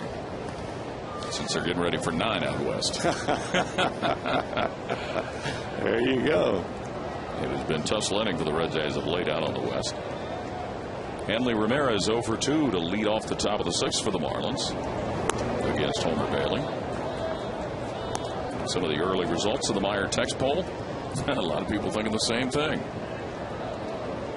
Well, I think a lot of people are wondering about the Reds out west. Everyone except the 25 guys in that locker room. I think they're looking forward to going out there and proving people wrong. They've done it all year long. Bailey to Ramirez. That one yanked foul. Recent success for the Reds lately at Arizona. 5-1 against the Diamondbacks. Last season, they have won 7 of their last 8 against the Snakes. But from Arizona, they go to Los Angeles and try and snap a 12-game losing streak in Chavez Ravine. The last Reds win at Dodger Stadium came with Brandon Clausen on the mound. Not to be confused with Jimmy. No. It was in July of 2005. 3-1 the count to the Florida All-Star shortstop, Hanley Ramirez.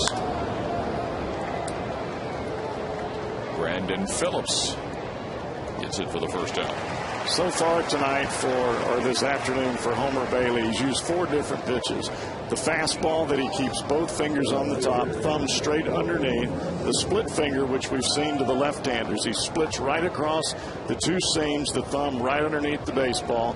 You slide it up a little bit, just cut the ball in half for the slider. The slider comes out like this.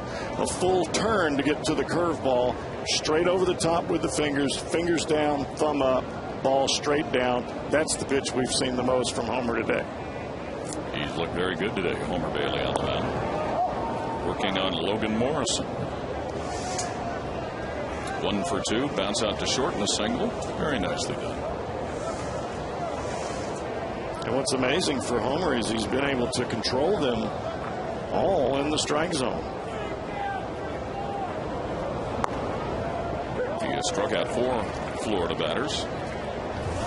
And a great big old 0 in the walk column right now. Well, that was a split finger right there. It almost looks like a glorified changeup, but it just has that darting action right at the end to the outside corner. Now 1-2 to Logan Morrison. You can see the split finger grip right here as he starts to come through the strike zone. Look at where the thumb is, right beneath the baseball. Right down through. Boy, look at the arm turnover. It's amazing. It shows you how much strength you have to have in that elbow and forearm area, because not only does your arm turn over with your thumb down and your pinky up, but as your hand finishes, it finishes the other way. So it'll twist all the way back around to normal, where the thumb is up and the pinky is down, as you would shake hands. Morrison with a pop-up. Yanni's backing, and he has it for the second out of the inning. So 2 are down, and when the Reds get it done with an RBI this season, that means another $25 from Shakely for the Reds Community Fund. Shakely, it's done. The next pitch will be the 100th of the day for Homer Bailey. You're talking about that grip and all that delivery on that pitch, Jeff. Because he's coming off of it, any strain or undue strain that puts on the shoulder? I don't think so. I think as long as he stays with the simple mechanics that he has today, nothing is going to bother his shoulder at all. When he gets out of sync mechanically, that's where you have the shoulder issues. And it's true for most pitchers. If you fall off to the first base side, your hand gets away from your head, and you start to feel that strain in the front of your shoulder. If you try to overthrow, as we saw Homer doing earlier this season, I mean, he was way out of whack, bouncing balls in front of home plate, throwing fastballs over the catcher. A lot of times that's just from trying to throw the ball too hard. You're squeezing the ball too hard and getting, way out of whack. That one base hit for Gabby Sanchez, as you saw in that graphic, was an infield single in the first inning. Here's Homer Bailey's breakdown through frame. Now this is why Homer Bailey is one of the pitchers that people talk about time and time again, because that pitch count is getting better and better as the game goes on. That's why you want him in your starting rotation, because he's a horse. He is going to be a 9-inning pitcher when he is on his game constantly. Sanchez to left. Johnny Gomes has it for the third out of the inning. The Fish go down in order, and after 5.5, no score.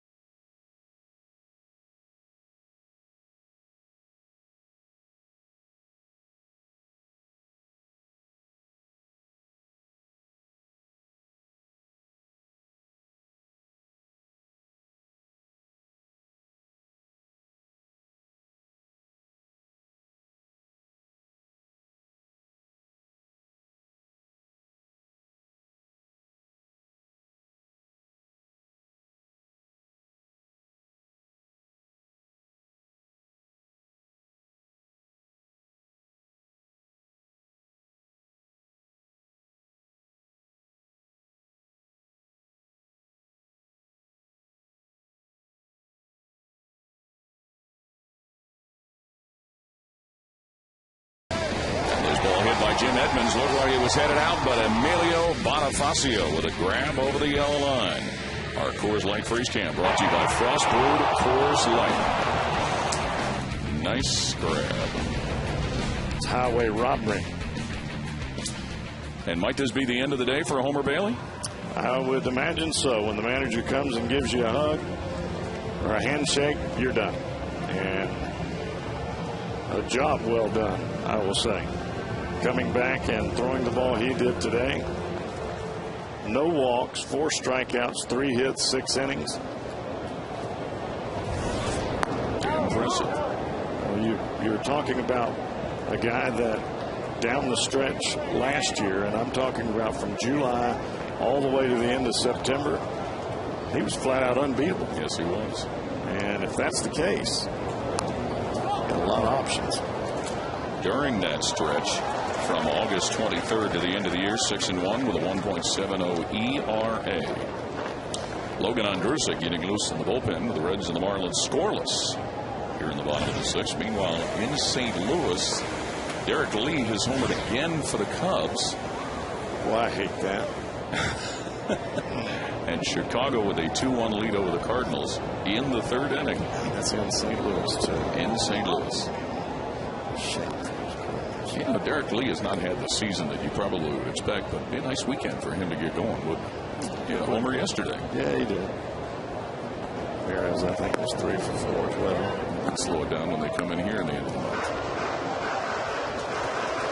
Drew Stubbs, who came on to replace Joey Votto after he was ejected from the game in the 1st inning. Now looking at a 2-2 count.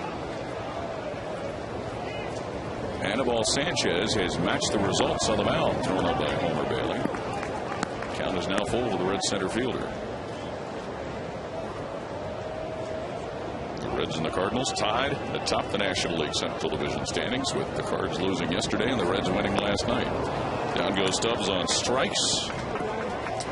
That is his second strikeout of the afternoon. Our next question in our interactive day comes from Tim in Columbus. Cowboy, please settle the debate once and for all.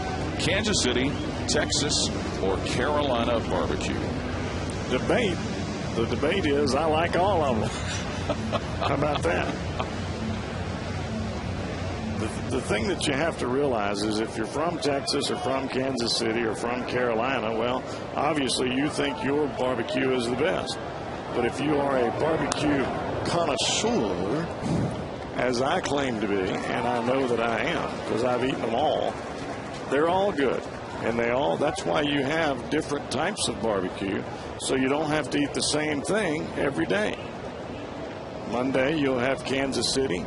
Tuesday, you'll have Carolina, and then Wednesday you'll have Texas, and then you go from those 3 days of ribs into the Boston butt, and then into the pulled pork, and then you spend the weekend with the roasted chicken.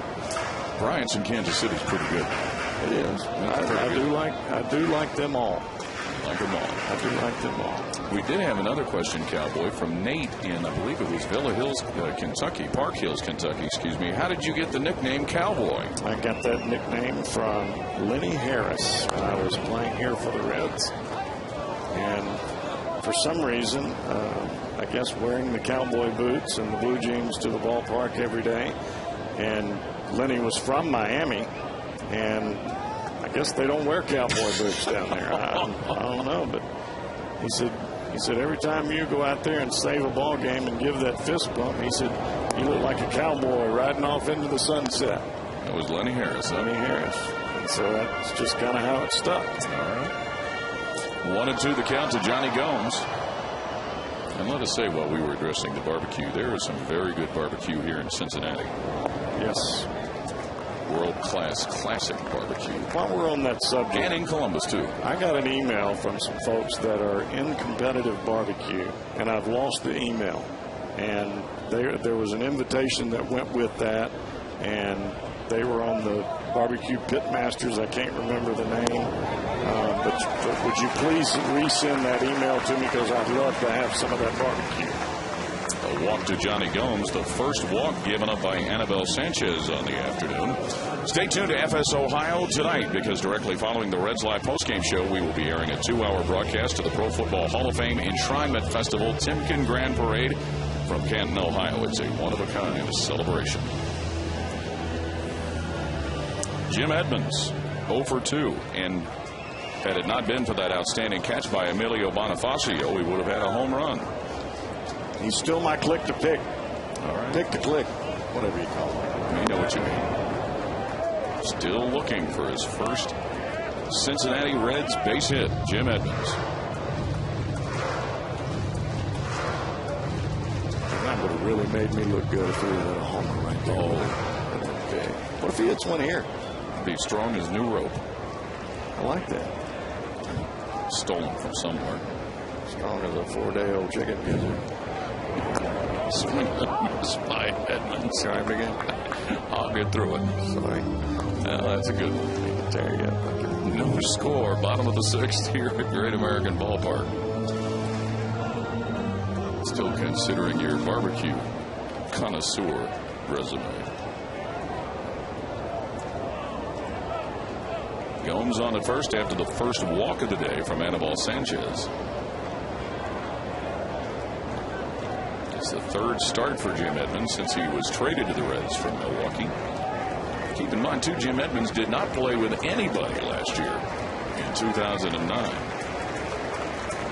After his time in St. Louis, he logged a few paychecks with the Cubs and some with the Padres.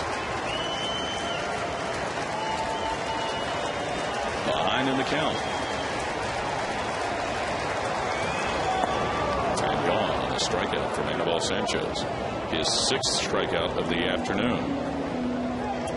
Doug in Columbus with a question about Johnny Gomes. It seems as though he has struggled at the plate and in the field. Is he getting enough games off to stay sharp, do you think, Jeff? Well, I think that's what Dusty Baker is doing now. And earlier, I would have had to say no. I think there was a lot of pressure on Johnny to to really push towards that 99th home run. And you could see the direct correlation when he got to 99 and where his batting average is now. It's gone down a lot. And I think a lot of that is just the push to go ahead and get that home run.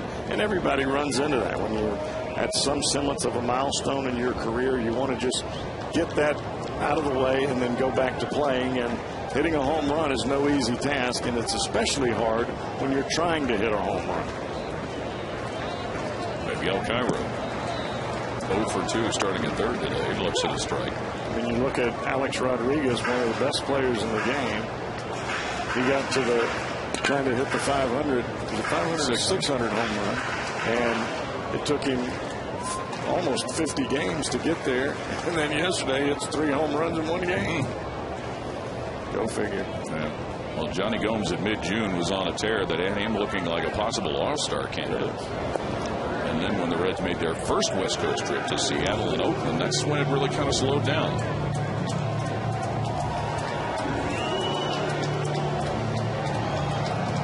Two outs. Gomes at first after a walk, and Miguel Cairo looking to try and bust out a base hit. Still looking for the first run of the game for either side. This is the last time these two teams will see one another in 2010, barring a possible postseason matchup. As many times as Sanchez has picked the first with Gomes over there today, you would think he was Usain Bolt. Agreed. 1-1. And Cairo to left. Backing Morrison. Morrison back still. See you later. Miguel Cairo with his 4th long one of the year. 2-0 Reds. Somebody got a breaking ball.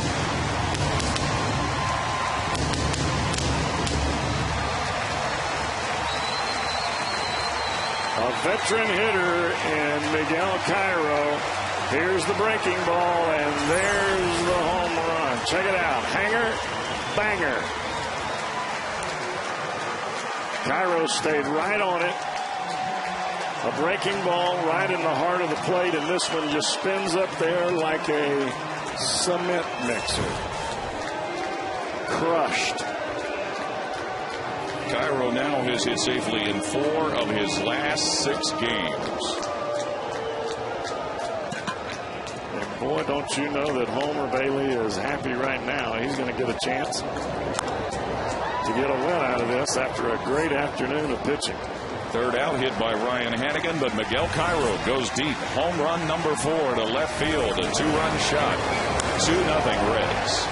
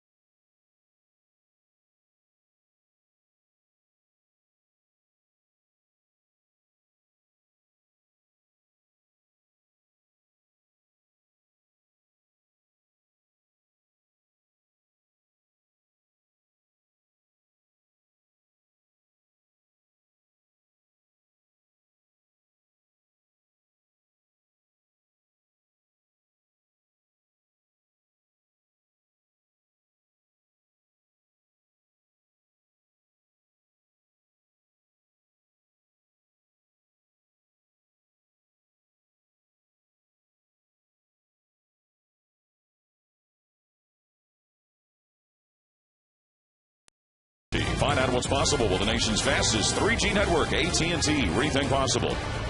By your Cincinnati, Northern Kentucky Honda dealers. Visit mycincinnatihondadealer.com for current offers. By Wendy's, you know when it's real. And by Hollywood Casino, nobody has to yell action here. It's Hollywood Casino Lawrenceburg. I'd like to put one of those snow cones and stick it on my head. It is that kind of day. Logan Ondrusek is on the mound, the right-hander. Allowed 3 runs in Tuesday's ball game against St. Louis, and that snapped a scoreless streak at 22 innings and 20 ball games. But he's posted a 1.48 earned run average in 29 ball games since he was called back up on June 1st, and that is a 1.48 earned run average. And out here trying to bridge the gap between what Homer Bailey has done and securing a Reds victory in a 3-game sweep over the Marlins. 2-0 Cincinnati thanks to Miguel Cairo's 2-run homer, his 4th of the year, which came in the bottom of the 6th. You had to figure sooner or later, as many breaking balls as Sanchez was throwing, he was going to hang one up there for somebody. Dan Ugla, base hit to left field for the Florida second baseman leading off the 7th. And that's his 2nd hit of the day.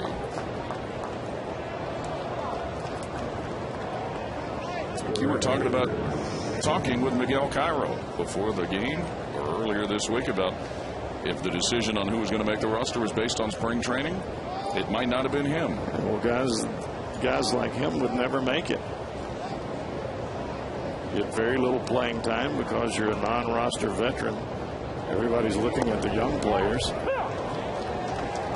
But it is the guys like Miguel Cairo that make your ball club so good when you come down the stretch and when you have to have a veteran to step into play when you lose one of your regular players.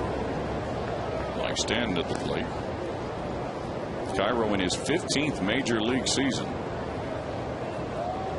Made the Reds, as you said, Jeff, as a non-roster player. Toronto, Cubs, the Rays, Cardinals, Yankees, Mets, Mariners, Phillies, and now the Reds. And now a base hit by Mike Stanton to get a couple on for the Marlins. His first base hit of the day. Continue to be impressed by this talented young man. He did a good job with that pitch there. He stayed behind it. Did not overswing. Kept his hands inside the ball and just takes it right back up the middle. And for a guy that is so big and powerful as Stanton is, his swing is short and quick to the ball. No excess movement.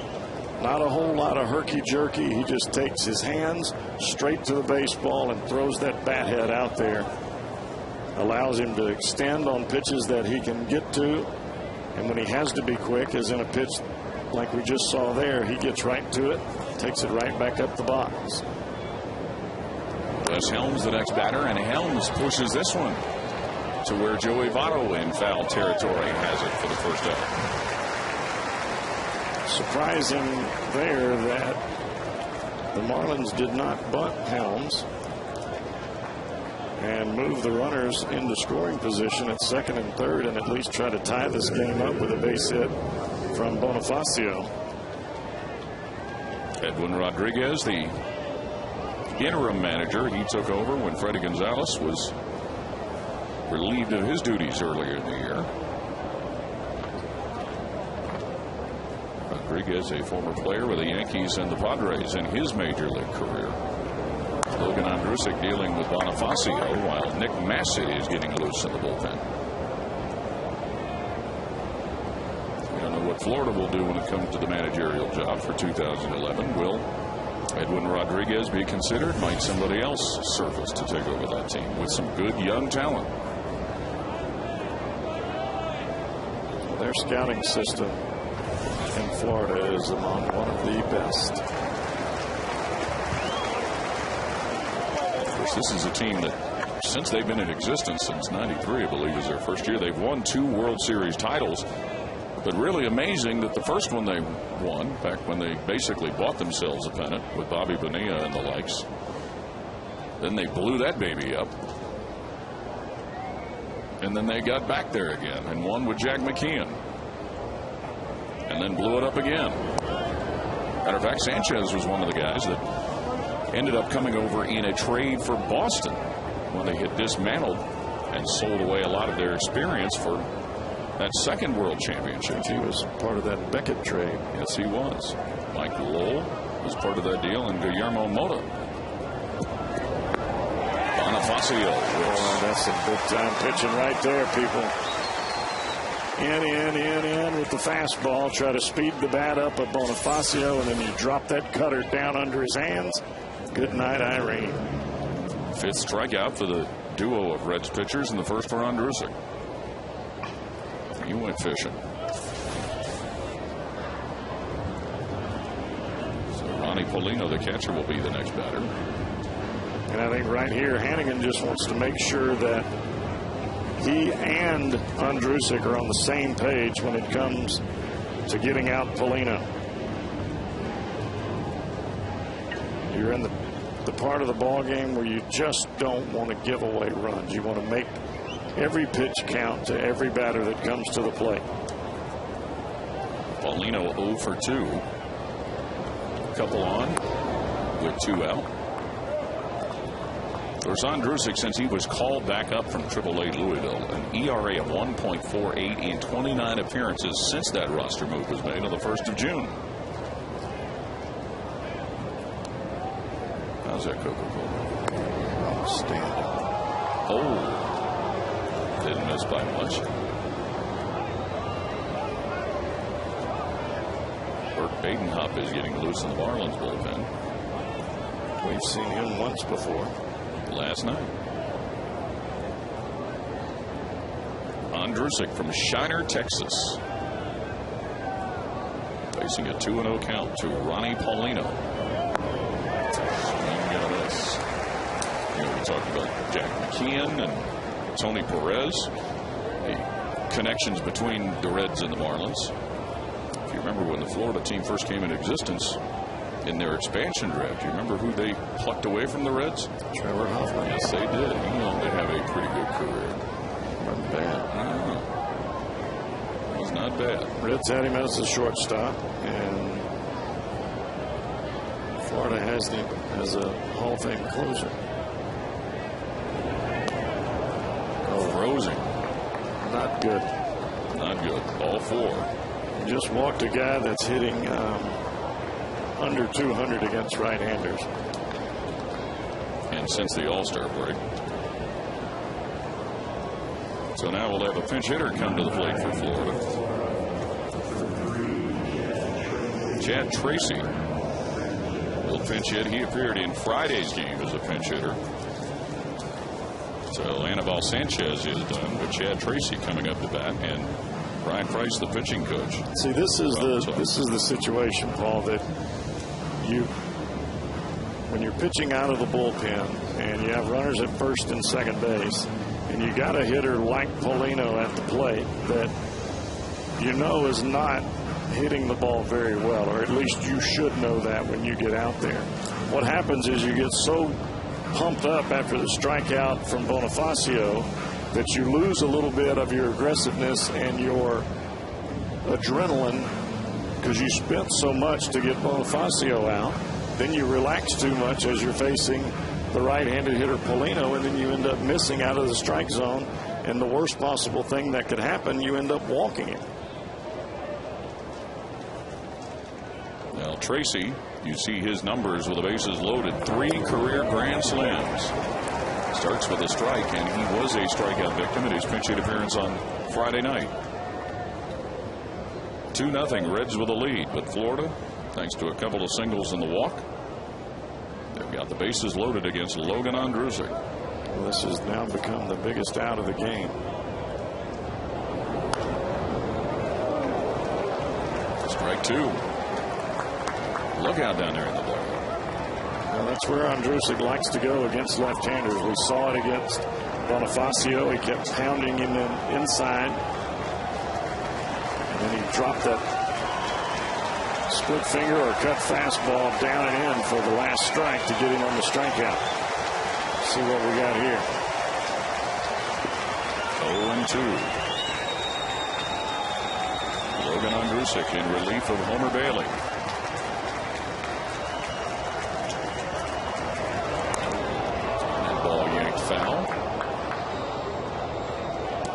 Difference right now, a 2-run home run by Miguel Cairo. His 4th long one of the year. That occurred in the bottom of the 6th. Cairo starting at 3rd base today with Scott Rowland getting a day off. This is his 32nd start of the year in his 20th game that Miguel has started at 3rd base. Where would the Reds be without him? Not tied for first in the division. Well, it's not all about always the starters. Big pitch. Big strikeout by Logan Ondrusek. The Marlins leave the bases loaded. 2-0 Reds with a lead over Florida. Time now for the 7th inning stretch at Great American Ballpark, with Cincinnati leading by a score of 2-0.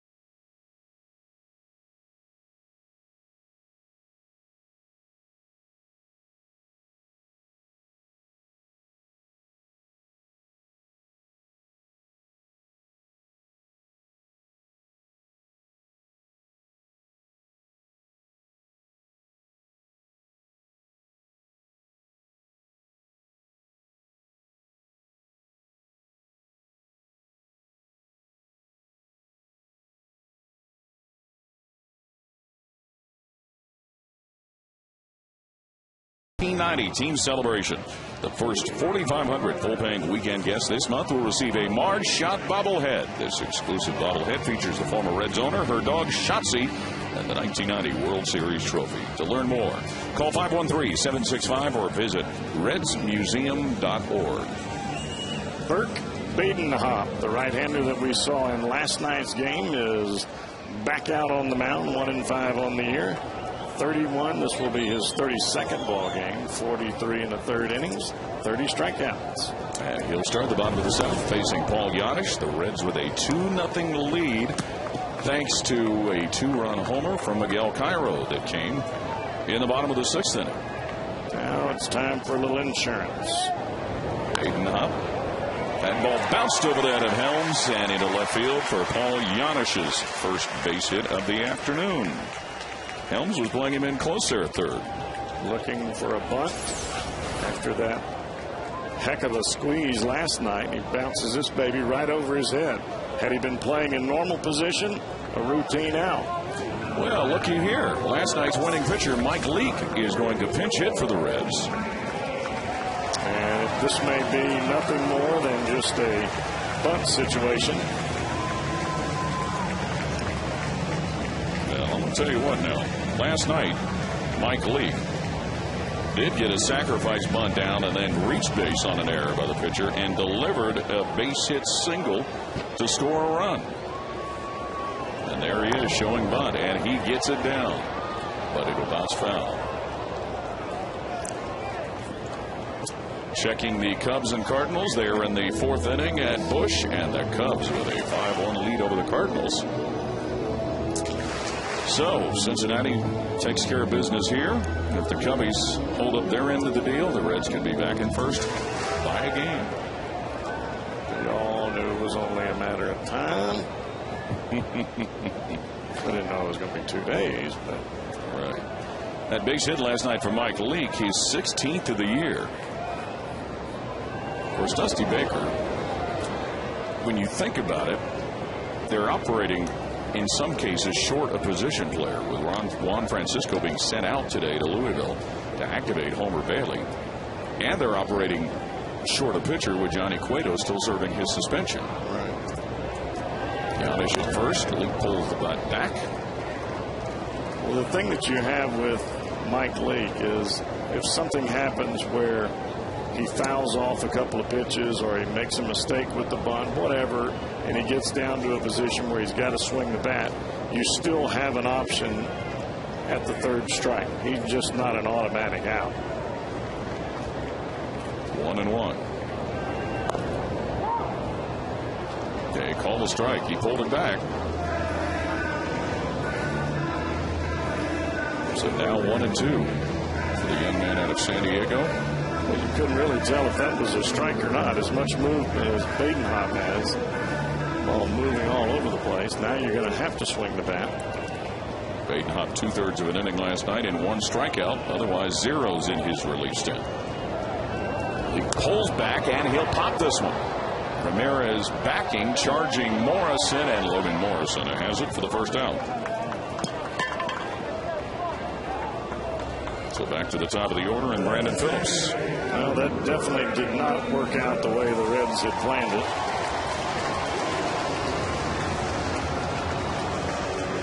Phillips 1 for 3 with an infield single in the 5th inning. Whenever you do what Mike Leake did, that is referred to as the butcher boy, where you fake bunt, you pull it back, and then you swing, you've got to hit the top half of the ball. Even with the guy that has as much movement as Badenhop, you hit the top half of the ball, and hopefully you'll allow that guy to get from first to second base. Badenhop now dealing with Brandon Phillips, and he starts him off with a strike. Couple more. Sanchez and Ullman working in the Florida bullpen. After tomorrow's off day, the Reds Tuesday night at Arizona. It'll be Bronson Arroyo against Daniel Hudson. Wednesday, Edinson Volquez against Rodrigo Lopez. And Thursday, TBA will pitch for the Reds. TBA may very well be Travis Wood. Joe Saunders will be on the mound for the Diamondbacks. Travis Wood, by the way, started last night for Louisville at Columbus and pitched 2 scoreless innings. It's not his initials, though. T is for Travis, but BA is not. No, it is not. I think we may have an A-ball player that is a BA. I'm trying to make that fit somewhere. Yeah. Wood gave up 3 hits, 1 walk, and 2 strikeouts. Tommy Bahama, that's it. Associated. Outside of Phillips. The plan wasn't for Travis Wood to throw any more than 2 innings last night at Columbus. Matt Maloney pitched the remainder of the game and picked up the loss. Tonight, or late this afternoon, Aaron Harang will make a rehab start for the Louisville Bats in Columbus at beautiful Huntington Park. 1-2 to Brandon Phillips. Paul Yanish on at first. And time is called for the area here has sprouted some very nice AAA ballparks. Heard great things, especially from Jim Kelch, about the Louisville Bats new stadium. The new one in Indy is a nice one. There's an A-ball stadium just right up the road in Dayton. Oh, that is the best I've ever seen. That is fantastic. Phenomenal. I think that could be a big league stadium. Another ball to even the count. Huntington Park in its second year in Columbus with the Indians AAA team. Had a chance to be at a bunch of games there. Very nice. And good reports about the new one in Toledo where the Mud Hens play. Look over here at this side of the infield and you see how much room Phillips is trying to hit the ball somewhere in this area, especially with 2 strikes now. And with Sanchez having to hold on the runner and Uggla playing for the double play close to the bag, Phillips is really going to try to shoot the ball that way. He's worked the count full. 7-1 Cubs, top of the 4th. Still nobody out. Ouch. Over the Cards. 3-2 to Brandon Phillips. 1 out. Paul Janisch on at first. The Reds looking to expand upon a 2-0 lead over the Marlins. Phillips grounds to Helms. Looked at second, but he'll go to first to retire Phillips. Janisch safe at second. Badenhop did a great job right there. A changeup inside to Phillips. There's no way that you can inside out that kind of pitch to shoot it the other way. Right on top of it. That's where this pitch is here. Inside to Phillips. There's nothing you can do with that ball besides pull it, and he pulls it right to the third baseman. It's a good thing that Dusty had the runner going in Janisch. Otherwise, that's a routine double play. Well, that's going to take care of the time on the mound for Burke Badenhop as Edwin Rodriguez has gone out to make a pitching change. By the way, 29,849 the attendance as Skyline Chili called to the bullpen with the Reds leading the Marlins 2-0.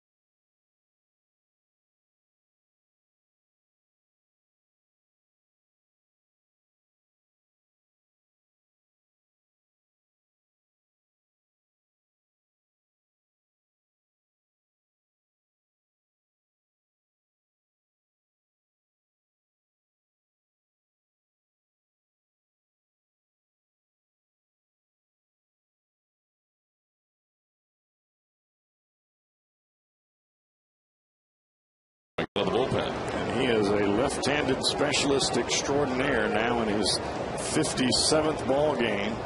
He is tough on lefties. And he'll face Jay Bruce, who looks at the strike.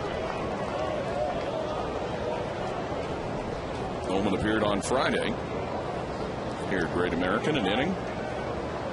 Gave up a hit, a walk, and a strikeout. Paul Janisch out at second base. Swing and a miss by Jay Bruce. That is why he is tough on lefties. That breaking ball starts right at your hands and ends up in the dirt down and away. Ball starts right here and just goes right there. See ya. Falls right off the table. 0-2. Will Oman to Jay Bruce. Now 1-2. When the lefty started low, it's easier for Jay to pick up. When the ball is up in the strike zone, it looks so good. Then you just want to hammer it. Look at that number right there, 204 against left-handed hitters. That's awfully good.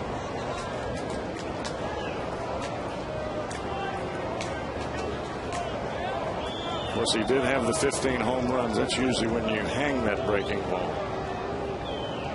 Kind of like when Miguel Cairo saw it. Oh, there's fans and misses at that pitch to end the inning. The Reds leave a runner on after 7 full. 2-0 Cincinnati.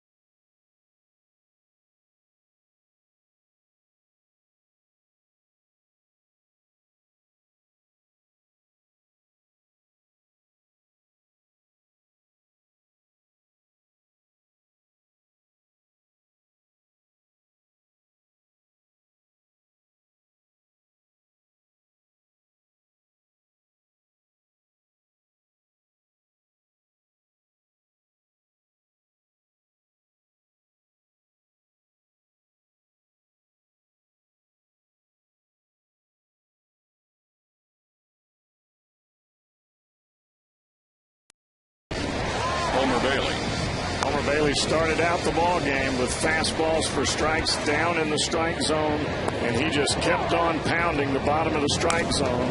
Even when he got the breaking ball up, it was difficult for the Marlins to make contact because they couldn't decipher between the fastball and the breaking ball. And he got stronger and stronger as the game goes on.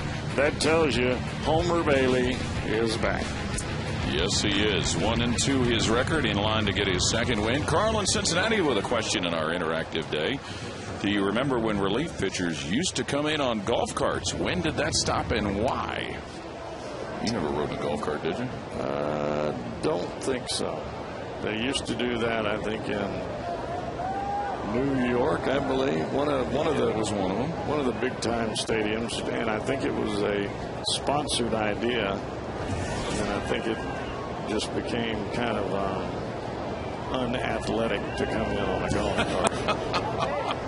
Unathletic. Well, pitchers get enough ribbing about being non-athletes and just being able to use one body part, your right arm. Nick Masset's done a good job with that right arm. Yes, he has. Ramirez up the middle, but there's Giannis. 1 out. And while we wax on about Nick Massett, how about Logan Ondrusek with that bases loaded jam and getting a big strikeout?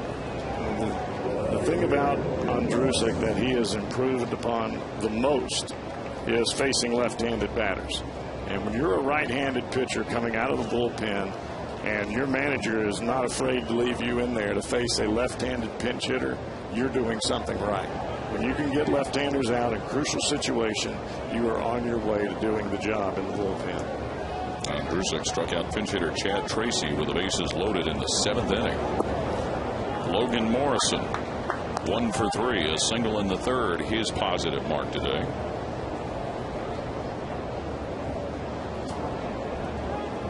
One out here in the top of the 8th inning. The Reds with a 2-0 lead thanks to Miguel Cairo's 2-run homer in the 6th. Morrison got around on that in a hurry. And really what Massett is trying to do here to these left-handed batters, start them inside with that good hard 94, 95 mile an hour fastball, get them to think fastball, and then here comes the split finger. You can't hit both of them. Opposite field, Gomes chasing. And that drops on a bounce off the wall. Logan Morrison with a double. Well, Morrison did a great job there. Ball was elevated by Massett, not the best split finger that he's got. It looked like it stayed a little bit flat and up in the strike zone. And Morrison just flat bats it out into left field. One-armed it almost. His second base hit of the day. Each team now with 6 base hits. Well, that was a heck of a job of hitting right there. Sure was. Gabby Sanchez, 1 for 3. An infield single in the first for the Florida first baseman.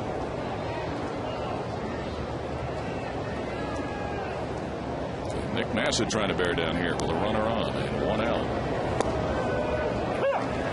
Starts him with a strike. Paul, normally when you have a left-hander and you pop that fastball inside and you make him turn and burn, as we saw Morrison did there, they can't catch anything on the outside part of the plate. And Morrison there not only caught it, but he got it down into the corner for a double. Strike 2. The youngster playing left field for the Marlins may have found him a home with that bat. That's a great job of hitting. And taking advantage of the unfortunate injury to Chris Coughlin. Last year's National League Rookie of the Year. Just this week had knee surgery, which will sideline him for the rest of the year. Well, you get a chance, as you and I were talking about yesterday. Those chances are few and far between. So when you do get one, you better cash it in. Logan Morrison has done that, as has Mike Stanton. 1-2 the count. Here we go. Sanchez, a big swing and a miss. 2 down. Be part of the CBTS Marty Brannaman Golf Classic, occurring September 12th and 13th at Belterra Casino Resort and Spa. This special 2-day golf event, hosted by Hall of Fame broadcaster Marty Brannaman, includes celebrity guests, dinner, and a concert. Proceeds benefit the Reds Community Fund. Reserve your spot today, 513-765-7240, or visit reds.com/MartyGolf. That is a fun time event. Yes, it is.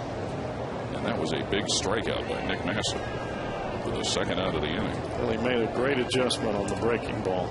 Back-to-back curveballs.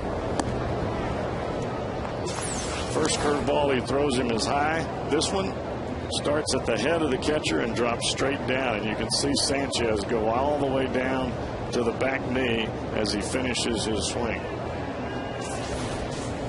Dan Ugla, the 2-out batter. Logan Morrison still hanging out at second base. And a strike to Ugla.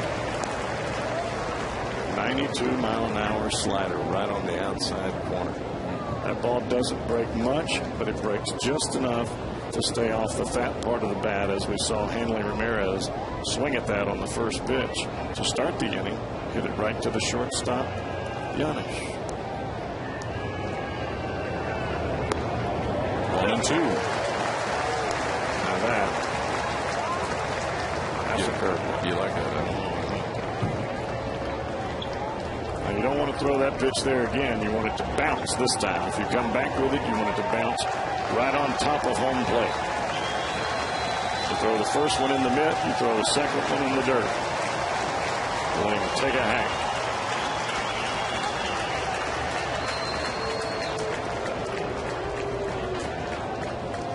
Ugla with a couple of singles today in the first and in the seventh. Last night he hit his 27th homer of the year. You can go high fastball here, or you can go curveball in the dirt.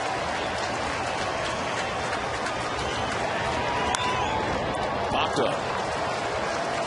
Drew Stubbs in center field.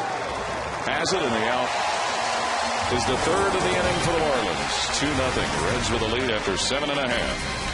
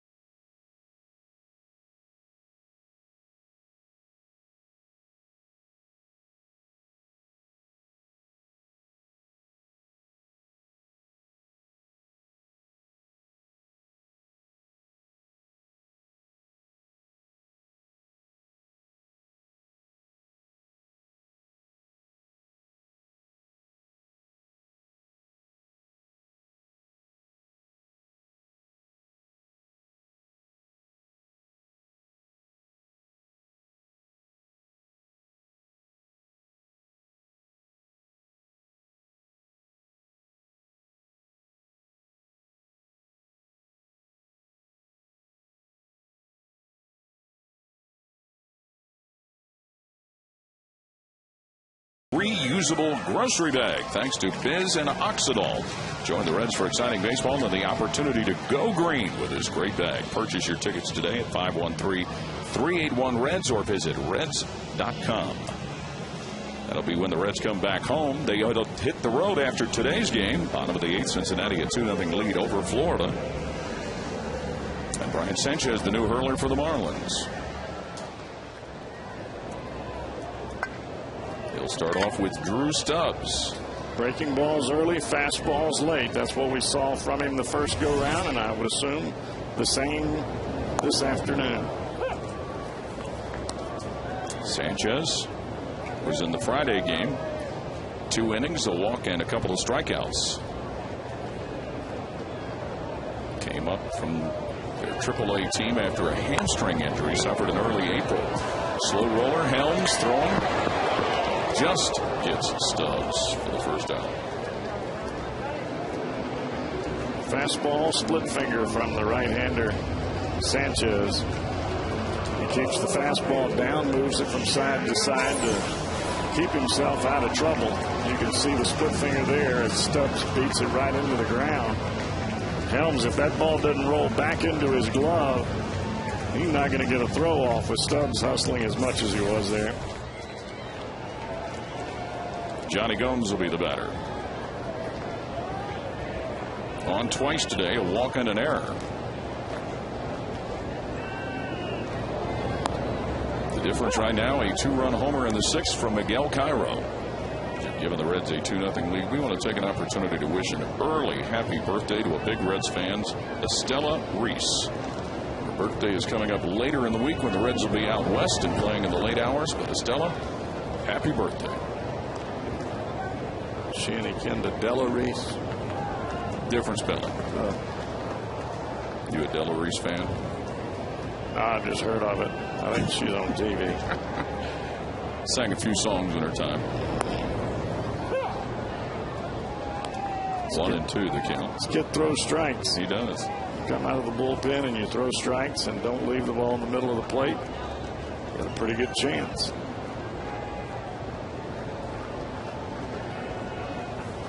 One and 2 to Johnny Gomes. And he swings and misses at the offering from Sanchez. 2 out. Pretty good split finger again.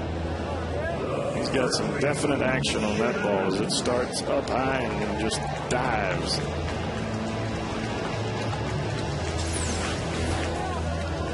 Set up away. Split finger. Get that ball just take off inside.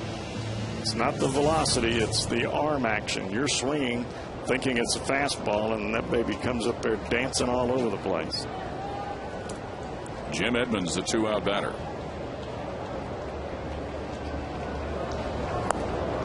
Twice he struck out today, and in the 4th inning, he hit a fly ball to deep right center field that Emilio Bonifacio jumped up over the wall and made a catch, much like what Jim Edmonds has done to other batters in his career.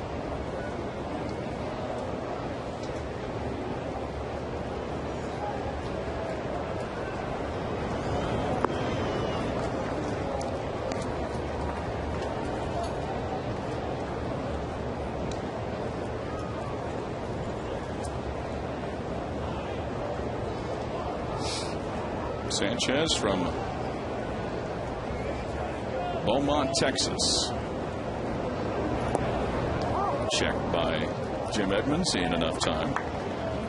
Played collegiately at Lamar University and was drafted by Kansas City in 1999.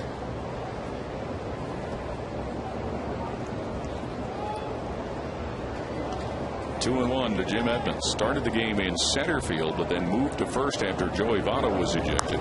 Edmonds flares this one to left. Racing back to the wall, Morrison, and there's Jim Edmonds. First base hit in a Reds uniform, and he will gallop into second base with a double. And a big hand for Jim Edmonds in his first base hit since being traded to the Reds.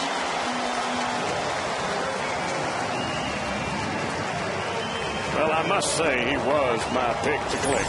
You've mentioned that a few times. Split finger stays out over the plate. Edmonds smokes it. That's the Jim Edmonds swing I'm used to seeing. Off-speed pitch stays up out over the plate. That's the one he usually takes opposite field into the seats. Now here's a guy who took one into the seats in the 6th, Miguel Cairo. His fourth homer of the year, and it came with a man on. And that's the difference in the game right now. That base hit for Jim Edmonds snapped an 0 for 12 streak. Nothing like a little insurance run right here. It proved beneficial in last night's game. Be awfully nice right here.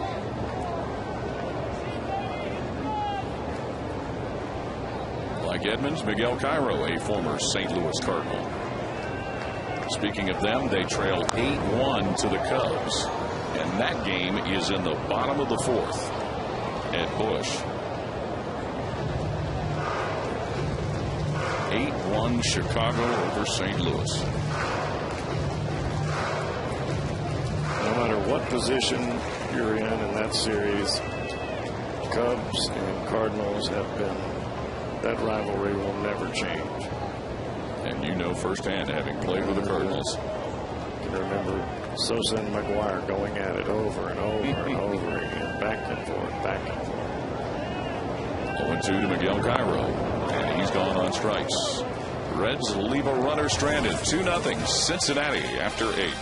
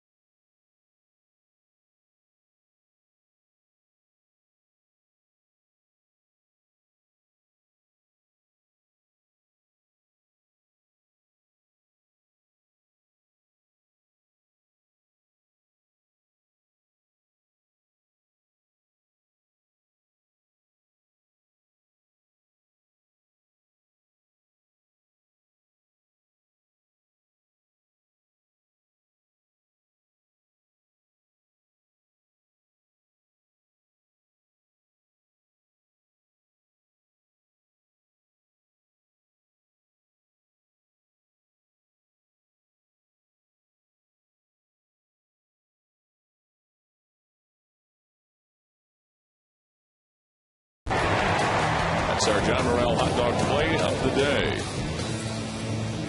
And the fact that Cairo is accounted for the only 2 runs of the game with a 2-run homer. It has been a productive day for the veteran Reds infielder. What would the Reds do without the benefit of having Miguel Cairo? A trusted veteran that you can put in the ball game, have a pretty good idea about what you're going to get, not only on the defensive side, but also on the offensive side. And Francisco Cordero back out after a rather interesting top of the 9th last night. Well, he had quite a few days off before last night and was a little bit out of the strike zone more than he was in it. Today, I would expect him to be right on the money. And working against Mike Stanton, who takes the first pitch strike. Cordero 1 inning, 1 hit, 1 run, walked 2 last night. 15 pitches. The top of the 9th, the Reds leading 2-0. Stanton now in a 2-strike hole.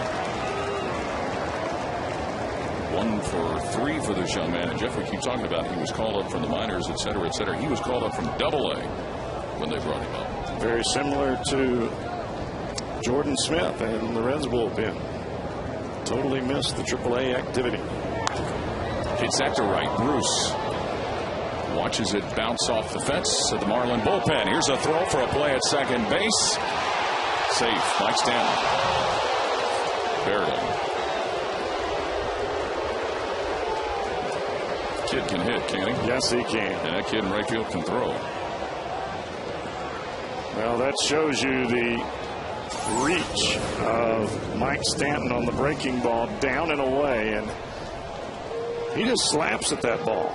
It wasn't as though he tried to take a big, huge swing. He just slaps at it as if you're going to slap the ball down the first baseline, and he hits a bullet off the bullpen wall right down the right field line. Man, that kid has got some sock.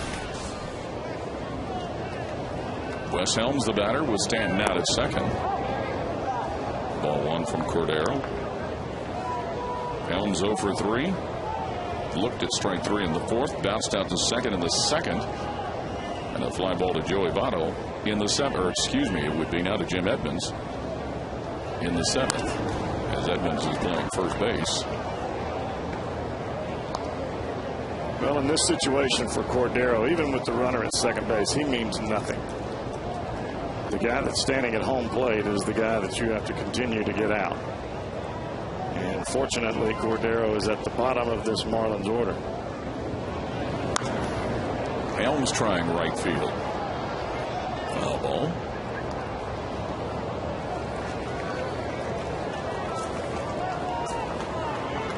Tuesday night is 9:40 when the game will start from Chase Field in Phoenix. The Reds and the Diamondbacks. Same start time for Wednesday and Thursday.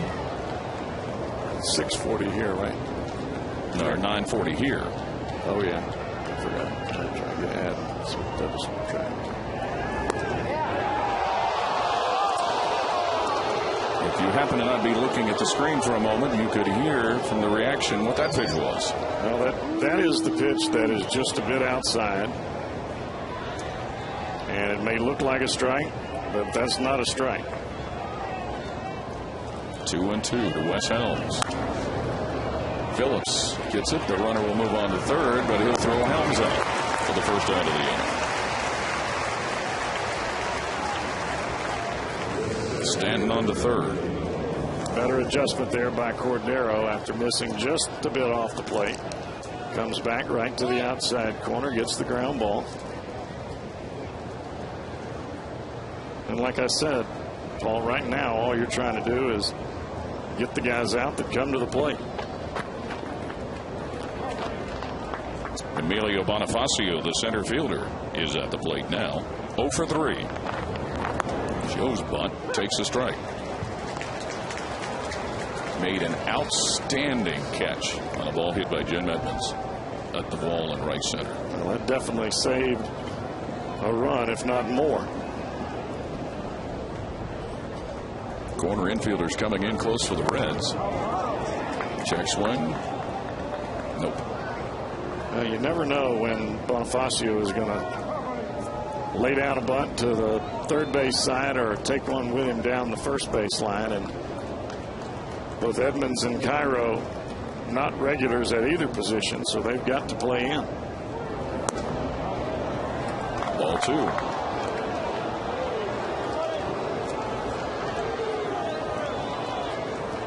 Bonifacio came over in a trade with Washington after last season. Cordero in his second season with the Reds after having been in Milwaukee. 2-1 pitch. Now 2-2. It is 8-1 Cubs over the Cardinals. Top of the fifth in St. Louis. The Reds 2 outs away from taking a half-game lead in the division. That last pitch to Bonifacio was a fastball inside, and even with the quick bat of Bonifacio, he was not able to get to it. He fouled that ball off down the left field line. Strike 3. That is a big-time pitch right there, fellas. You start that one just about an inch inside, and it runs right back over the corner. Boom. Money. 97 mph on that baby. The 8th strikeout for the combination of Reds pitchers on the day.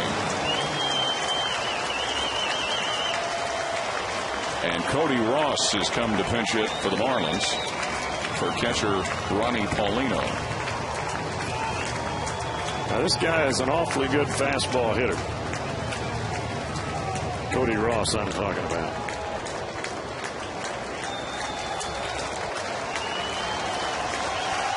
Last night 0 for 4 and a strikeout. Strike one. 97 miles per hour.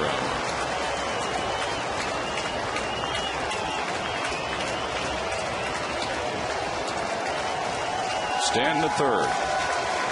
Led off the inning with a double. Strike two. He cannot hit the ball up there. Ross likes the fastball down, and he likes it out over the plate. But down more than anything. If you elevate the ball and he's going to swing at it, I'd go right back up there again. Put him in the books.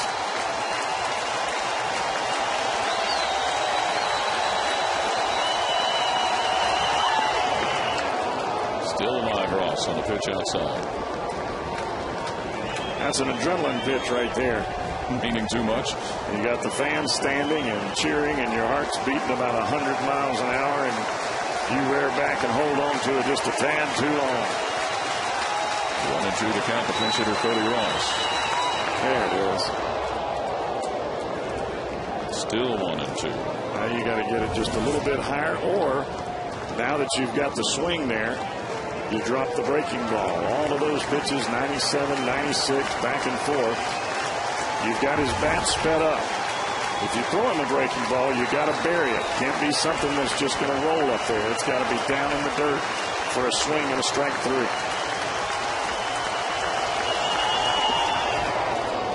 Count now even at 2-2.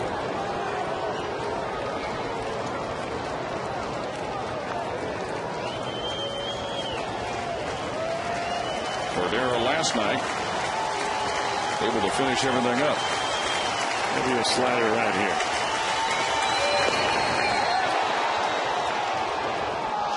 Ball three.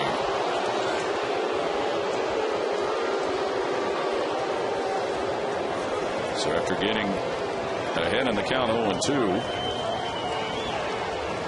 they're making Cordero work for what would be his 32nd save of the year. Stanton at third. 3-2 count, 2-0 Reds leading. Going for the series sweep. Ball four.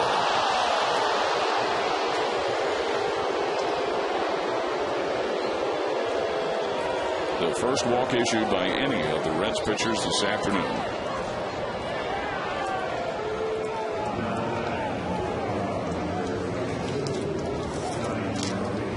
So Florida will go to another pinch hitter, as they will send Donnie Murphy up to hit for the pitcher spot. After every Reds game, Fox Sports Ohio breaks down the game and talks to the stars of the game and the manager on Reds Live. Brought to you by Kings Honda in a Kings Auto Mall. Visit KingsHondaUSA.com. 20 pitches so far in this inning for Francisco Cordero. Now this is where Donnie Murphy has fit into this Marlins roster. He's had a couple of walk-off hits, walk-off homers. I want to make sure you keep that baby down and away from him.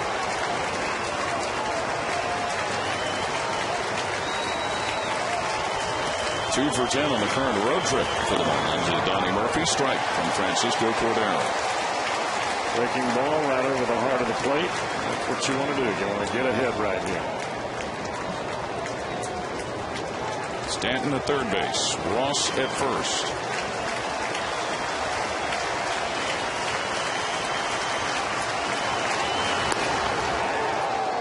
One and one.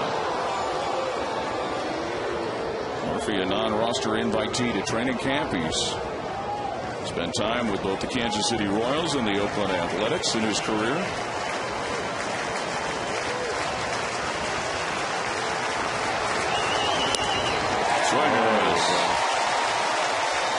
See, that ball started right on the edge of the corner and comes right back to the plate. Watch this ball just slightly come back.